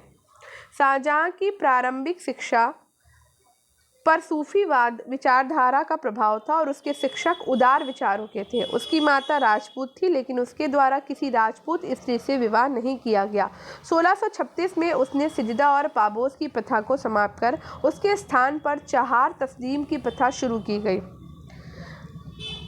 जमी बोस की प्रथा और सम्राट के चित्र को पगड़ी में लगाने को समाप्त कर दिया गया। इलाही संवत के स्थान पर उसने हिजरी संवत चलाया और उसने हिंदुओं पर अनेक प्रतिबंध लगा दिए। वे मुसलमान दास दासी नहीं रख सकते थे, मुस्लिम वस्त्र को नहीं धारण कर सकते थे और मुस्लिम स्त्रियों से विवाह नहीं कर सकते थे। नेक्स्ट है, गुरु तेग बहादुर की हत्या किस मुगल शासक के काल में हुई? तो औरंगजेब के शासनकाल में गुरु तेग बहादुर की हत्या हुई थी। गुरु तेग बहादुर सिखों के नवे गुरु थे और उन्हें औरंगजेब शंका की दृष्टि से देखता था। उसका मानना था कि गुरु तेग बहादुर मुगलों के खिलाफ षड्यंत्र कर रहे हैं और सिखों को संगठित कर युद्ध की शिक्षा और औरंगजेब की कट्टरता को धर्म के खिलाफ बताकर लोगों में मुगल सल्तनत का गलत ढंग से प्रचार प्रसार कर रहे हैं। इसी परिप्रेक्ष्य में औरंगजेब ने गुरु तेग बहादुर से कहा कि या तो वे कोई चमत्कार दिखाएं या इस्लाम ग्रहण करें या मौत को गले लगाएं। गुरु तेग बहादुर ने चमत्कार दिखाने और इस्लाम ग्रहण करने से इनकार किया और मौत को गले लगाना स्वीकार किया और इस प्रकार औरंगजेब ने गुरु तेग बहादुर को मृत्युदंड दिया था। नेक्स्ट है, फरीद निम्न में से किस मध्यकालीन शासक का वास्तविक नाम था? तो फरीद नाम था शेरशाह सूरी का। फरीद शेरशाह का प्रारंभिक नाम था। उसका पिता हसन खां बिहार में सहसराम, ख्वासपुर और टाडा परगनों का जमींदार था। हसन खां के 8 पुत्र थे। उसमें ज्येष्ठ पुत्र फरीद खां का जन्म 1472 में वजवाड़ा में हुआ। फरीद 22 वर्ष की आयु में अपनी विमाता के दुर्व्यवहार और पिता की उपेक्षा से निराश होकर जौनपुर चला गया, जो प्रांतीय शासन की राजधानी और प्रसिद्ध शिक्षा का केंद्र था। भाग्य परीक्षा के लिए फरीद आगरा चला गया। यहाँ दौलत खान लोधी का संरक्षण प्राप्त करके उसने सुल्तान से प्रार्थना की कि उसे सहसराम और ख्वासपुर टाडा के परगने की जागीरें दी जाएं। निम्नलिखित में से कौन सा युद्ध बाबर से संबंधित नहीं है? तो बाबर से संबंधित नहीं है बिलग्राम का युद्ध। ठीक है, बाबर ने चंदेरी का युद्ध लड़ा, घाघरा का युद्ध लड़ा है, खानवा का युद्ध लड़ा है। ठीक है, तो बाबर ने जो चंदेरी का युद्ध लड़ा था, ये लड़ा था 1528 में। ठीक है, उसके बाद इसने इसका युद्ध लड़ा, क्या कहते हैं, घाघरा का युद्ध 1529 में और खानवा का युद्ध इसने लड़ा था 1527 में। ठीक है, बिलग्राम का युद्ध हुमायूं और शेरशाह के बीच में हुआ है। चलो आगे बढ़ते हैं। मुगल शासक बाबर के पानीपत के प्रथम युद्ध से भारत में मुगल साम्राज्य का अस्तित्व सामने आने लगा। बाबर के द्वारा भारत में अपनी सत्ता काबिज करने के लिए अनेक युद्धों में विजय प्राप्त करके भारत में मुगल साम्राज्य कायम किया, जिसमें से उसके कुछ युद्ध हैं। पानीपत का पहला युद्ध 21 अप्रैल 1526 को हुआ। खानवा का युद्ध 16 मार्च 1527 को हुआ। चंदेरी का युद्ध 29 जनवरी 1528 को हुआ और घाघरा का युद्ध 6 मई 1529 को। बिलग्राम और कन्नौज का युद्ध 17 मई 1540 को शेरशाह और हुमायूं के बीच में लड़ा गया था और इस युद्ध में हुमायूं पराजित हुआ, जिसमें शेरशाह ने आसानी से आगरा और दिल्ली पर अधिकार कर लिया। बिलग्राम युद्ध के बाद हुमायूं सिंध चला गया, जहाँ 15 वर्षों तक घुमक्कड़ों जैसा निर्वासित जीवन इसने व्यतीत किया है। नेक्स्ट है, निम्न में से किस स्थान पर औरंगजेब के नश्वर शरीर को दफनाया हुआ है? तो औरंगजेब को खुलदाबाद में दफनाया गया। औरंगजेब ने अपनी संकीर्णता के कारण स्वधर्मियों के साथ भी अत्याचार किया। वो सूफी धर्म को मानने वालों को घृणा की दृष्टि से देखने लगा और सरमद नामक सूफी संत का वध करा दिया। औरंगजेब की मृत्यु 1707 में हुई थी। अपने लगभग 50 वर्ष के शासनकाल में ना ही वो एक सफल शासक सिद्ध हुआ और ना ही वो ताजमहल या तख्ते टाऊ जैसी किसी अमर कृति का निर्माण कर सका। इस शासक के नश्वर शरीर को औरंगाबाद के खुलदाबाद में एक कब्र में दफनाया गया। नेक्स्ट है, निम्न में से किसे शाहजहां ने सितंबर 1657 में अपनी बीमारी के कारण औपचारिक रूप से अपना उत्तराधिकार के युद्ध को टालने हेतु मनोनीत किया? तो ये किया था दारा शिकोह ने। शाहजहां के बीमार होने पर मुगल सत्ता के रोकने में उसके पुत्रों में भयंकर युद्ध छिड़ गया था और इस युद्ध को रोकने के लिए शाहजहां ने ज्येष्ठता के आधार पर अपने बड़े पुत्र दारा शिकोह को उसने उत्तराधिकारी मनोनीत किया। दारा पंजाब का सूबेदार था पर हमेशा अपने पिता के साथ आगरा में ही रहता था। वो धार्मिक ख्याल का व्यक्ति था और राजनीति में उसे विशेष दिलचस्पी नहीं थी और शाहजहां की बीमारी के समय उसकी देखभाल का कार्य दारा ने ही विशेष तौर पर किया था। आगे बढ़ते हैं। निम्न में से शाहजहां के किस पौत्र पौत्रों का विवाह औरंगजेब की पुत्री और पुत्रियों से हुआ है? तो ये है सिको दारा सिको का पुत्र, यजीद बख्श मुराद का पुत्र। सितंबर 1657 में शाहजहां के बीमार पड़ जाने के बाद उसके पुत्रों में उत्तराधिकार के लिए युद्ध प्रारंभ हो गया और इस संघर्ष को औरंगजेब ने जीत लिया तथा दारा सिको की हत्या करके नगर में उसके कटे सिर को घुमाया गया। उसके बाद उसके पुत्र के द्वारा कहीं विद्रोह करने की आशंका न हो जाए, इसलिए औरंगजेब ने अपनी पुत्री जुबदत उन्नीसा का विवाह अपने भाई दारा शिकोह के पुत्र सिपीर सिकोह के साथ 30 जनवरी 1673 को कर दिया और पूरे मुगल सत्ता पर अधिकार करके राज्य का संचालन किया और मुराद के पुत्र यजीद बख्श के साथ अपनी 5वीं पुत्री से विवाह कर दिया। नेक्स्ट क्वेश्चन है, निम्न में से किस युद्ध में सर्वप्रथम तोप का प्रयोग दो पक्षों में एक द्वारा हुआ था? तो ये आंसर सबको पता है कि पहली बार जो तोप का प्रयोग हुआ था वो पानीपत के पहले युद्ध में हुआ था, जो कि 1526 में लड़ा गया था। बाबर के द्वारा लड़े गए पानीपत के प्रथम युद्ध में सर्वप्रथम तोप का प्रयोग किया गया था और ये इतिहास में पहला युद्ध था जिसमें एक सेना के द्वारा तोप का इस्तेमाल किया गया। ये युद्ध बाबर और अफगान शासक इब्राहिम लोदी के मध्य लड़ा गया था, जिसमें लोदी पराजित हुआ और मारा गया। ये युद्ध 21 अप्रैल 1526 को लड़ा गया था, जिसमें बाबर द्वारा उज़्बेकों की युद्ध नीति, तुलगमा और तोपों को सजाने की उस्मानी विधि का प्रयोग किया गया था। इसके तोपखाने का नेतृत्व उस्ताद अली और मुस्तफ़ा खान नामक दो योग्य अधिकारियों ने किया था। नेक्स्ट है, निम्न में से कौन सत्तारूढ़ होने पर सम्राट औरंगजेब कहलाया? तो सत्तारूढ़ होने पर मुहिउद्दीन मोहम्मद, औरंगजेब का नाम था मुहिउद्दीन मोहम्मद औरंगजेब। ठीक है, तो मुहिउद्दीन मोहम्मद औरंगजेब जो है सत्तारूढ़ होने के बाद सम्राट औरंगजेब कहलाया। मुहिउद्दीन मोहम्मद औरंगजेब का जन्म दोहद में 3 नवंबर 1618 को हुआ था। ये शाहजहां और मुमताज़ की 6वीं संतान था। यही औरंगजेब बाद में आलमगीर प्रथम के नाम से दिल्ली के सिंहासन पर बैठा।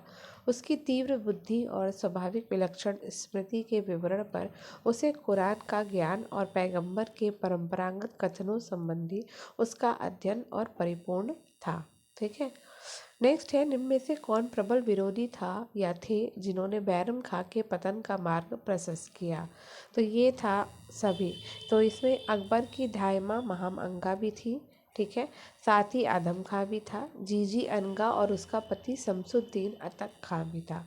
बैरम खां का पतन अकबरकालीन इतिहास की एक प्रमुख घटना थी। बैरम खां अत्यंत स्वामी भक्त और योग संरक्षक था। वो मुगल दरबार के लोगों के षड्यंत्र का शिकार हुआ।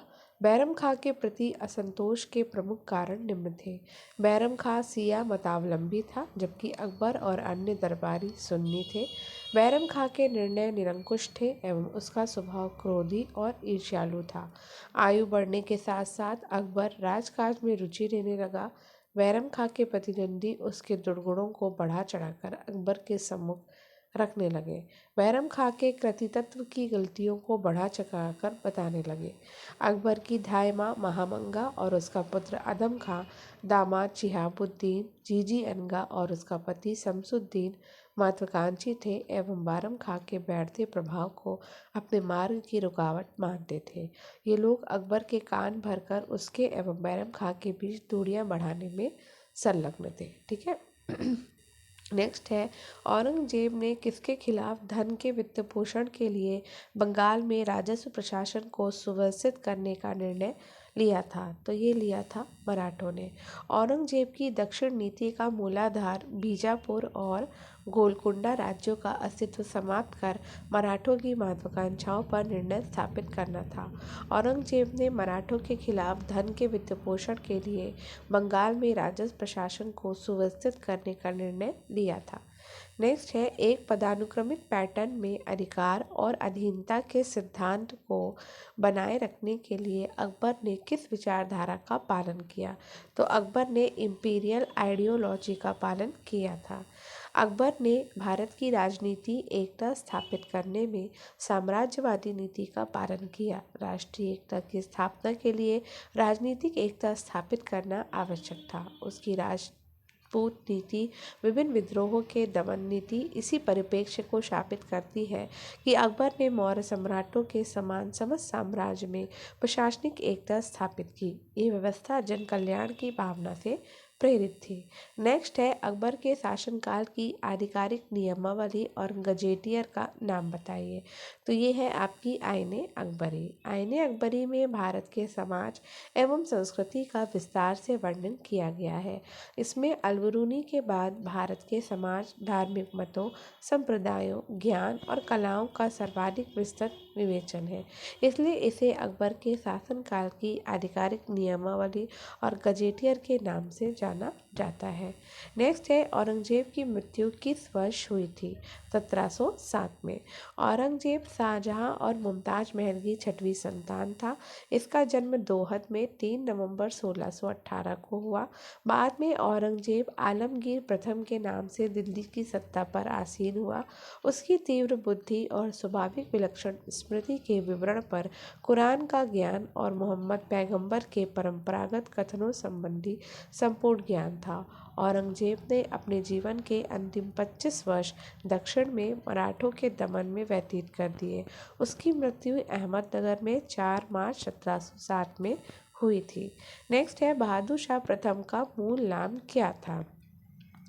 तो बहादुर शाह प्रथम का मूल नाम था मोहम्मद मुअज्जम, ये नाम था। मैं कंफर्म कर रही थी कहीं गलत तो नहीं हो रहा मुझसे।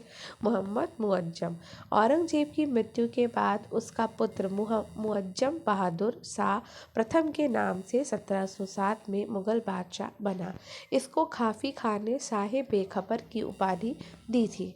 बहादुर शाह प्रथम दिल्ली का 7वां मुगल बादशाह था। इसको आलम शाह प्रथम के नाम से भी जाना जाता है। नेक्स्ट है निम्नांकित में से राय सिंह ने कठौली के युद्ध में किसे पराजित किया? तो कठौली के युद्ध में इब्राहिम मिर्जा को राय सिंह ने पराजित किया था। राय सिंह राठौर 1574 में बीकानेर का राजा बना। इसने मुगल काल में सेवा भी की थी। राय सिंह ने 1573 में कठौली के युद्ध में गुजरात के शासक इब्राहिम हुसैन मिर्जा को पराजित किया सॉरी, जिससे अकबर अभी ना मेरा गला थोड़ा सा ख़राब है, लेकिन क्लासेस तो करनी है और पढ़ना भी बहुत ज़रूरी है और आप तक कंटेंट को देना भी ज़रूरी है। तो पढ़ना बहुत ज़रूरी है कि जिसका भी जैसा भी एलटी का एग्ज़ाम गया, आगे हमें और भी चीज़ों पे है ना फोकस करना है।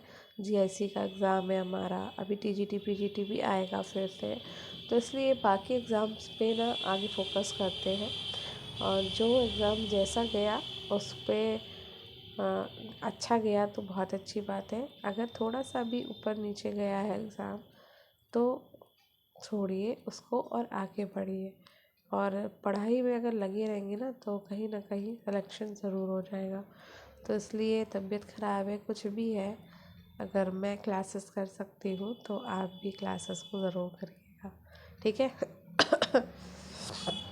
चलिए, अकबर ने प्रसन्न होकर 4000 का मनसब दिया था, ठीक है। अकबर ने सिवाड़ागढ़ पर अधिकार करने के लिए राय सिंह को भेजा था। बाद में जहांगीर ने इनका मनसब 5000 कर दिया था। नेक्स्ट है 1570 में चंद्रसेन के विरुद्ध किसके नेतृत्व में मुगल सेना जोधपुर भेजी? तो हुसैन कुली खां के नेतृत्व में। 1570 में चंद्रसेन के विरुद्ध अकबर ने हुसैन कुली खां के नेतृत्व में सेना भेजी थी। हुसैन कुली खां के नेतृत्व में शाही सेना जोधपुर पर चढ़ाई की और जोधपुर दुर्ग पर घेरा डाला। राव चंद्रसेन विवश होकर गढ़ का परित्याग कर दिया और महाराणा प्रताप की तरह जंगल जंगल भटकते रहे और भद्राजूड़ चले गए। इस प्रकार अकबर ने जोधपुर दुर्ग पर अपना अधिकार कर लिया। नेक्स्ट है निम्नांकित में से कौन सा स्थान जोधपुर के पतन के बाद चंद्रसेन का प्रमुख केंद्र बन गया? तो ये स्थान था शिवाना। अकबर से संघर्ष के बाद राव चंद्रसेन एक ऐसे शासक हुए जिसने कभी भी मुगलों की अधीनता स्वीकार नहीं की। अपने भाई के खिलाफ सेना भेजकर संघर्ष जारी रखा। अकबर ने हुसैन कुली खां के नेतृत्व में सेना भेजी और जोधपुर का घेरा डाला। राव चंद्रसेन विवश होकर गढ़ का परित्याग करके भद्राजूड़ चला गया और विद्रोह शांत होने के बाद उसने अपना केंद्र सिवाना को बनाकर अपना शासन कार्य प्रारंभ किया। नेक्स्ट है, हुमायूं की मृत्यु के बाद कौन अकबर को मार्गदर्शन और परामर्श देता था? तो हुमायूं की मृत्यु के बाद बैरम खां अकबर को मार्गदर्शन और परामर्श देते थे। बैरम खां हुमायूं का विश्वास पात्र था। इसी विश्वसनीयता के कारण हुमायूं ने बैरम खां को संरक्षक, खान खाना, यार, वफादार जैसी उपाधि से नवाजा था। अकबर ने सम्राट बनने के बाद बैरम खां को अपना वजीर नियुक्त किया, जिससे वो अकबर की प्रारंभिक समस्याओं का समाधान की दिशा में महत्वपूर्ण योगदान दिया। बैरम खां 1556 से 1560 तक अकबर का संरक्षक और मार्गदर्शक रहा। बैरम खां ने ईमानदारी से सेवा करी और दीनहीन मुगल साम्राज्य की नींव को मजबूती प्रदान करी। ठीक है। सॉरी। नेक्स्ट क्वेश्चन है, इनमें से किस मुगल सम्राट ने कृषि की स्थापना करी जिसमें साम्राज्यों की सामूहिक संपत्ति में काफ़ी वृद्धि हुई? तो वो था अकबर। अकबर की भू राजस्व संबंधी सुधारों का विशेष महत्व है। उनके भूमि संबंधी सुधार मौलिक न थे क्योंकि उन्हें सर्वप्रथम शेरशाह सूरी ने स्थापित किया था। शेरशाह ने भूमि पैमाइश कराई और उपज का तिहाई भाग भू राजस्व निश्चित किया। अकबर जब दिल्ली की सत्ता पर आसीन हुआ तब उसने शेरशाह के भू राजस्व संबंधी सुधारों को पुनर्जीवित किया और उसको विकसित रूप दिया। गुजरात विजय के बाद अकबर भू राजस्व में स्वयं रुचि लेने लगा था। उसने भूमि व्यवस्था सुधार के लिए बहुत दीवान नियुक्त किए, लेकिन बाद में टोडरमल के भूमि सुधार व्यवस्था से काफ़ी उन्नति हुई थी। सिकंदर लोदी के समय के गज को अपनाया, जो 3600 वर्ग गज का एक बीघा निश्चित किया। अकबर के समय जागीर भूमि को कम करके खालसा भूमि के विस्तार का निश्चय किया गया, जिसके कारण राजस्व निर्धारण का एक बहुत बड़ा हिस्सा खालसा भूमि में परिवर्तित कर दिया गया। खालसा भूमि पर 182 करोड़ी नियुक्त किए गए। प्रत्येक करोड़ी के अंतर्गत इतना क्षेत्र होता था जिससे 1 करोड़ टके अर्थात 2,50,000 रुपये राजस्व के रूप में प्राप्त होता था। उसका कार्यक्षेत्र की सीमाएं निर्धारित करना, भू राजस्व के रूप में प्राप्त साधनों का लेखा जोखा तैयार करना और प्रत्येक साधन से प्राप्त धनराशि और प्रत्येक फसल का ब्यौरा रखना था। उसकी सहायता के लिए कारकून और फौजदार नियुक्त थे। 1580 तक राजस्व विभाग के पास पर्याप्त आंकड़े तथा सूचनाएं एकत्रित हो गई, जिससे राजस्व संबंधी सुधार सुदृढ़ हो गए थे। नेक्स्ट है, इनमें से किस मुगल सम्राट ने तीर्थकर को पुनर्जीवित किया? तो औरंगजेब ने तीर्थकर दोबारा से लगाया था। और मैंने आपको ये क्वेश्चन हम पढ़ चुके हैं। तो दोबारा से इसने जब तीर्थकर लगाया था तो ये 1663 में लगाया था, है ना। नीचे डिस्क्रिप्शन देख लेते हैं। औरंगजेब एक कठोर शासक और कट्टर रूढ़िवादी सुन्नी मुसलमान था। ठीक, इसी कारण वो हिंदुओं के प्रति असहिष्णु था। औरंगजेब ने 1663 में हिंदुओं के तीर्थ यात्रा करने पर कर लगाया और हिंदू व्यापारियों में भी कर वसूली की जाती थी। इसने सती प्रथा पर प्रतिबंध लगाया। शासनकाल के 11वें वर्ष दरबार में गायन पर प्रतिबंध इसने 1669 में लगा दिया, लेकिन वाद्य संगीत और नौबत के वादन पर कोई रोक नहीं लगाया था। सरकारी संगीतकारों की छुट्टी दे दी गई थी। 1668 में हिंदुओं के द्वारा मनाए जाने वाले त्योहारों और धार्मिक अनुष्ठानों पर भी रोक लगवा दी थी। 1659 में औरंगजेब ने काशी के विश्वनाथ मंदिर, गुजरात के सोमनाथ मंदिर और मथुरा के केशव राय मंदिर को तुड़वा दिया था। ठीक है, चलो। इनमें से किस शासक के अधीन शालीमार बाग साधिकार किया गया था? तो शालीमार बाग जहाँ तक जहांगीर के उसमें शालीमार बाग का निर्माण भारतीय साम्राज्य के सम्राट जहांगीर ने भारत के जम्मू कश्मीर राज्य में ये विख्यात उद्यान जो मुगल बाग का उदाहरण है, उसे जहांगीर ने श्रीनगर में बनवाया था, जो अपनी प्रिय पत्नी नूरजहां को समर्पित किया था। खासकर इसी नाम से लाहौर पाकिस्तान में निर्मित और विकसित बाग है। शालीमार का अर्थ होता है प्रेम का बाग। नेक्स्ट है, इनमें से किस शासक के अधीन तूतीनामा को चित्रित किया गया था? तूतीनामा अकबर के अधीन चित्रित किया गया। प्राचीन काल और संस्कृतियों को संरक्षण देने वाले मुगल बादशाह अकबर की अग्रणी भूमिका रही। उसके समय का प्रसिद्ध चित्र तूतीनामा 1560 से 68 के बीच में था, जिसमें तोते का प्रेमालाप इस ग्रंथ का विषय है। इसमें 103 चित्र हैं। 1330 के आसपास तूतीनामा की कथा ईरान में काफ़ी प्रचलित थी और उसी का मुगलिया रूप तूतीनामा है। इसके चित्र हमजानामा वाले चित्रों के समान ही है। वस्त्र, चक्रदार जामा, प्रकृति, वास्तु का अंकन हमजानामा से काफ़ी साम्य रखता है। यहाँ केवल पक्षियों के अंकन में पूर्ण उन्मुखता है, वह भारतीय परंपरा के नज़दीक है। कुछ चित्रों पर बसावन, दसवंत, इकबाल आदि कलाकारों के नाम अंकित है। वर्तमान में ये चित्र प्रति Cleveland Museum of Art, Cleveland of Chester Beatty Library, Dublin में संग्रहित है और इसी के कुछ पृष्ठ लखनऊ संग्रहालय में सुरक्षित है। नेक्स्ट है, जहांगीर के समय भारत पहुंचने वाले अंग्रेज यात्री प्रतिनिधि एवं उनकी तिथि में जो सुमेलित नहीं है वो है। तो यहाँ पे पॉल कैनिंग 1610 सुमेलित नहीं है। विलियम हॉकिंग 1608 में आया था। टॉमस रो 1615 में आया। एडवर्ड टेरी 1617 में आया। तो जहांगीर के शासनकाल में भारत पहुंचने वाले अंग्रेज यात्रियों और उनके आने का समय, तो विलियम हॉकिंस 1608 से 1611 के बीच में, टॉमस रो 1615 से 1619, एडवर्ड टेरी 1616 से 1619 और पॉल कैनिंग जो है वो 1615 से 1625 तक रहा। ठीक है। तो यात्रियों के समय में जो पॉल कैनिंग 1610 में जहांगीर के शासनकाल में नहीं आया था, बल्कि 1615 ईस्वी में भारत आया था। नेक्स्ट है, 1653 में किस मुगल शहजादे को कांधार विजय का दायित्व सौंपा गया था? तो कांधार विजय का दायित्व दारा शिकोह को सौंपा गया।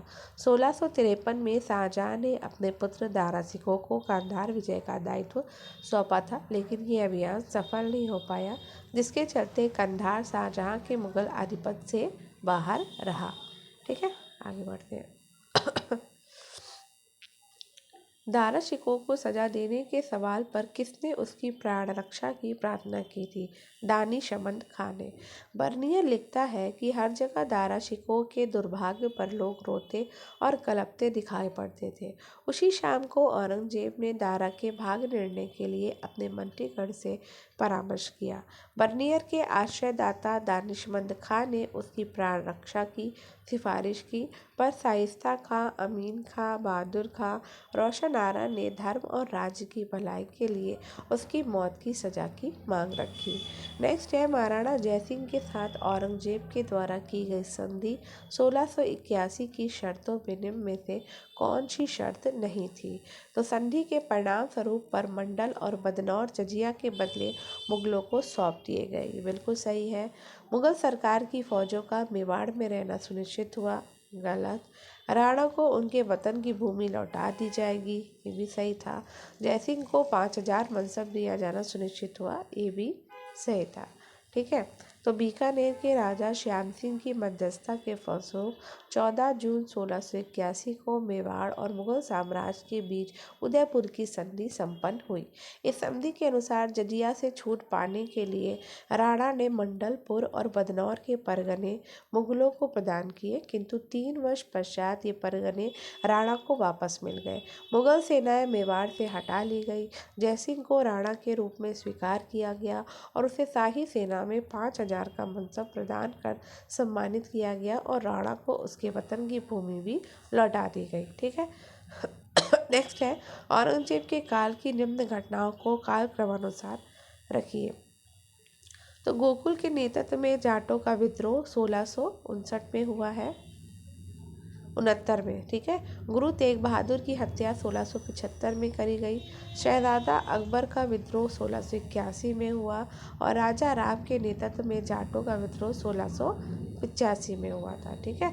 उत्तर मुगल कालीन निम्नलिखित सम्राटों को काल क्रमानुसार रखिए। तो जादर शाह, बहादुर शाह प्रथम, फर्रुखशियर और मोहम्मद शाह रंगीला। ठीक है। तो यहाँ पे देख लेते हैं। बहादुर शाह प्रथम जो है वो 1707 से 1712 तक रहे हैं। जहादर शाह 1712 से 1713 तक गद्दी पर बैठा, सिर्फ 1 वर्ष के लिए। फर्रुखियार 1713 से 1719 तक गद्दी पे बैठा, और मोहम्मद शाह रंगीला 1719 से 1748 तक। ठीक है। नेक्स्ट है, शाहजहां की दक्षिण नीति के बारे में कौन सा कथन असत्य है?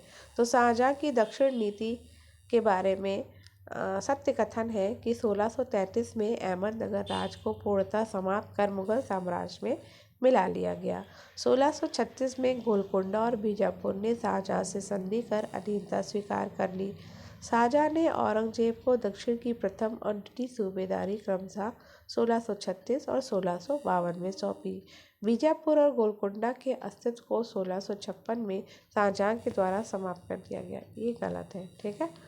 तो शाहजहां के राज्यारोहण से मुगलों को दक्षिण नीति का युग प्रारंभ हुआ। जहांगीर के शासनकाल में वो दक्षिण का सूबेदार था और उसने 2 बार दक्षिण में सैनिक अभियान किया था।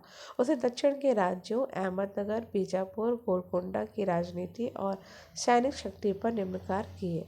1633 में शाहजहां के द्वारा फतेह खां का पेंशन खिलत प्रदान की गई और अहमदनगर को समाप्त कर मुगल साम्राज्य में मिला दिया गया। 1636 में गोलकोंडा और बीजापुर ने शाहजहां से संधि कर अधीनता स्वीकार की। शाहजहां ने इसी संधि के बाद औरंगजेब को दक्षिण की प्रथम सूबेदारी 1636 में और दूसरी सूबेदारी 1652-53 में दी थी। बीजापुर गोलकोंडा के अस्तित्व को समाप्त नहीं किया गया था, बल्कि 1656 में बीजापुर के सुल्तान की मृत्यु के बाद उत्पन्न राज्य में गतिरोध को दूर करने के लिए औरंगजेब को उचित कार्रवाई का आदेश दिया गया था। नेक्स्ट है, शाहजहां के शासनकाल में बंगाल में हुगली से पुर्तगालियों को कब और किसने निकाला था? तो 1632 में कासम खां के द्वारा ये किया गया। 1632 में 2 पुर्तगालियों में झगड़ा हो गया, जिसमें एक ने ढाका के गवर्नर से सहायता की याचना करी और हुगली के पुर्तगालियों के विरुद्ध शिकायत की। बादशाह पुर्तगालियों के दमन करने का बहाना ढूंढ ही रहा था। उसने तुरंत ढाका के गवर्नर कासिम खां को हुगली पर आक्रमण करने की आज्ञा दे दी। सेना ने हुगली को चारों तरफ से घेर लिया और हजारों पुर्तगालियों को मौत के घाट उतार दिया। लगभग 3.5 माह के उपरांत हुगली पर मुगलों का अधिकार हो गया था। ठीक है। नेक्स्ट है, भारत में मुगल साम्राज्य की नींव रखने वाले बाबर के संबंध में निम्न कथनों में से कौन सा असत्य है? जहीरुद्दीन बाबर का जन्म 14 फरवरी 1483 को काबुल में हुआ था। यही असत्य है। बाबर ने 11 वर्ष की अल्पायु में फरगना का राज्यभार ग्रहण कर लिया। ये सही है। बाबर ने अपने जीवन काल में 3 बार समरकंद जीता और तीनों बार उसके हाथ से निकल गया। ये भी बात सही है। बाबर ने उज़्बेकों से तुलुगुमा का प्रयोग सीखा था। ये भी सही है।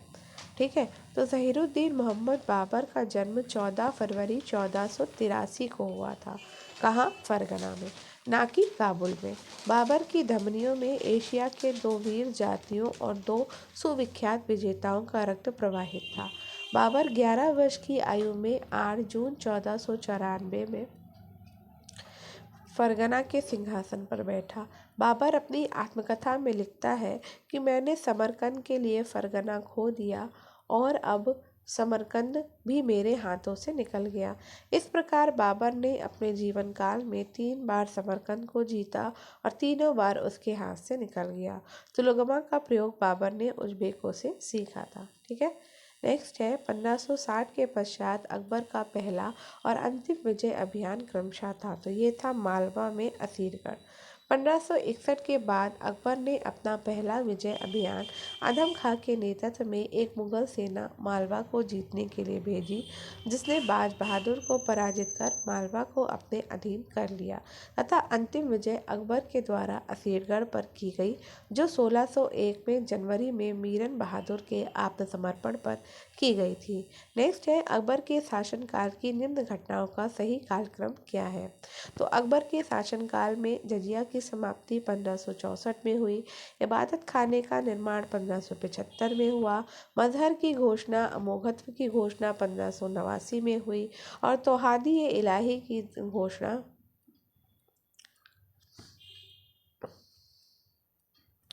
1582 में हुई। ठीक है। रायसीन की विजय, चुनार का पतन और चौसा की लड़ाई और सुमेल का युद्ध। बताओ भाई, इसको मिलान करो। चौसा का युद्ध कब हुआ था? 1544 में हुआ था। नहीं, 1539 में। गड़बड़ है, मुझे भी नहीं आ रहा है ठीक से। चलो यहाँ पे देख लेते हैं। रायसीन का विजय 1543 में हुआ, चुनार का पतन 1538 में, चौसा की लड़ाई 1539 में और सुमेल का युद्ध 1544 में हुआ। नेक्स्ट है उजड़ा हुआ शहर जिसमें सड़कों पर लाशों के ढेर पड़े थे का नाम बदलकर हुमायूं ने जन्नताबाद रखा और वहां लगभग 8 माह तक राग रंग में डूबा उत्सव मनाता रहा। ये शहर था गौड़। गौड़ राज बंगाल की राजधानी लक्ष्मणावती या लखनौती है, जो बंगाल के मालदा जिले में स्थित एक पुराना नगर है जिसको हुमायूं ने उजड़ा हुआ शहर जिसमें सड़कों पर लाशों के ढेर पड़े थे का नाम बदलकर जन्नताबाद रखा।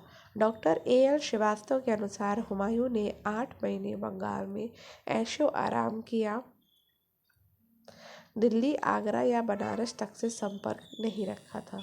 नेक्स्ट है निम्नलिखित में से कौन हेमू के आक्रमण के समय दिल्ली का मुगल गवर्नर था? तो तारती बेग खां था। हेमू के आक्रमण के समय मुगल गवर्नर तारती बेग था। हुमायूं की मृत्यु के बाद हेमू ने दिल्ली पर अधिकार करने के उद्देश्य से आक्रमण किया, जिसका सामना मुगल गवर्नर तारती बेग ने किया, किंतु युद्ध में तारती बेग पराजित हो गया और दिल्ली छोड़कर पंजाब भाग गया। हेमू ने दिल्ली पर अधिकार करने के साथ ही विक्रमादित्य की उपाधि धारण की। कालांतर में 1556 को पानीपत के द्वितीय युद्ध के दौरान हेमू की आंख में तीर लग जाने से वो हाथी के हौदे से नीचे गिर गया, जिससे उसी विजय पराजय में बदल गई और उसे पकड़ कर अकबर के सामने लाया गया, जहां अकबर ने उसे मृत्युदंड दे दिया। नेक्स्ट है निम्नलिखित में से किस शासक ने भू राजस्व एकत्रित करने हेतु राय पद्धति लागू की थी? तो हमने पहले ही क्वेश्चन पढ़ा है, शेरशाह ने लागू की थी। तो भू राजस्व एकत्रित करने की राय पद्धति अथवा फसलदारों की सूची का प्रयोग शेरशाह सूरी ने लागू किया। शेरशाह सूरी की भू राजस्व व्यवस्था मुख्यतः रैयतवाड़ी थी, जिसमें किसानों से प्रत्यक्ष संपर्क किया जाता था। भूमि की माप के लिए उसने गजे सिकंदरी का प्रयोग किया, जिसका मापन बीघा में किया गया। इसके समय लगान नगद अथवा अनाज दोनों रूपों में लिया जाता था, परंतु नगद को ज़्यादा प्राथमिकता दी जाती थी। ठीक है। नेक्स्ट है निम्नलिखित में से किस इतिहासकार के अनुसार 1592 में अकबर के साम्राज्य में लगभग 120 नगर और 3200 कस्बे थे? तो वो था निज़ामुद्दीन अहमद। अकबर मुगल काल का एक महान शासक था। इसका जन्म 15 अक्टूबर 1542 को अमरकोट सिंध में राणा वीर साल नामक राजपूत सरदार के घर में हमीदा बानो बेगम के गर्भ से हुआ। इसके पिता का नाम हुमायूं था। अकबर के समय मुगल साम्राज्य का विस्तार तेजी से हुआ और इस दौरान शहरीकरण और शहरों की आबादी में भी वृद्धि हुई। निज़ामुद्दीन अहमद के अनुसार 1592 में अकबर के साम्राज्य में लगभग 120 नगर और 3200 कस्बे थे। आईने अकबरी से पता चलता है कि नगर का प्रशासन कोतवाल नामक पदाधिकारी करता था, जिसका कार्य आधुनिक नगरपालिकाओं और पुलिस अधिकारियों के समान था। निम्नलिखित में से किसे सुधरी हुई मुद्रा पद्धति को स्थापित करने का श्रेय दिया गया? शेरशाह को। शेरशाह ने मुद्रा व्यवस्था में उल्लेखनीय सुधार किया। उसे सुधरी हुई मुद्रा पद्धति को स्थापित करने का श्रेय दिया जाता है। शेरशाह ने सोने का सिक्का अशरफ, चांदी का रुपया और तांबे का दाम नामक सिक्का जारी किया। शेरशाह के काल में चांदी का रुपया और तांबे के दाम का विनिमय अनुपात 1:64 था। किस शासक ने रुपया या रुपया की अवधारणा पेश करी? तो शेरशाह सूरी ने। व्यापार, वाणिज्य, संचार साधनों के विकास पर शेरशाह ने विशेष ध्यान दिया था। इसके लिए उसने मुद्रा प्रचलन में रुपए का प्रचलन किया, जिससे सोने, चांदी और तांबे की मुद्राएं चलाई। चांदी का रुपया जिसका भार 178 ग्रेन था और तांबे का दाम जो 380 ग्रेन का था। अरबी लिपि में शेरशाह ने अपना नाम, पदवी और टकसाल का नाम अंकित करवाया। ऐसे में शेरशाह का ये सुधार स्थायी सिद्ध हुआ। नेक्स्ट है निम्नलिखित में से किस जोड़े के बीच चौसा का युद्ध हुआ था? तो चौसा का युद्ध हुमायूं और शेरशाह सूरी के मध्य हुआ।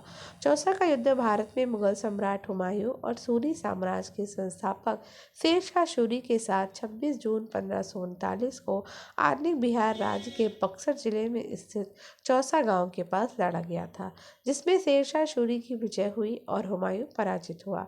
चौसा विजय के पश्चात शेर खान ने सुल्तान आदिल और शेरशाह की उपाधि धारण की थी। नेक्स्ट है, किस मुगल राजकुमार ने गढ़वाल के राजा के दरबार में शरण ली? तो गढ़वाल के राजा के दरबार में शरण ली थी सुलेमान चिको ने। ठीक है, सुलेमान चिको दारा शिकोह का बड़ा पुत्र था। शाहजहां द्वारा इसे पोटे मियाँ नाम दिया गया। मई 1658 को शामूगढ़ के युद्ध में दारा शिकोह के पराजित होने के बाद 1659 में सुलेमान ने गढ़वाल के श्रीनगर में शरण ली, जिसका वर्णन मुथंगम उल लुबाब में किया गया है। उस समय गढ़वाल का राजा पृथ्वी शाह था। ठीक है, शाहजहां की प्रिय पत्नी मुमताज महल की मृत्यु हुई थी, तो उसकी मृत्यु हुई थी बुरहानपुर में। मुमताज महल शाहजहां की सबसे प्रिय पत्नी थी और उसका बचपन का नाम अर्जुमंद बानो बेगम था। इसका जन्म 1594 में हुआ और इनके पिता का नाम आशफ खां था। 1612 में शाहजहां खुर्रम से इनका विवाह हुआ। मुमताज की मृत्यु 14वीं प्रसव पीड़ा के समय बुरहानपुर में 1631 में हुई थी।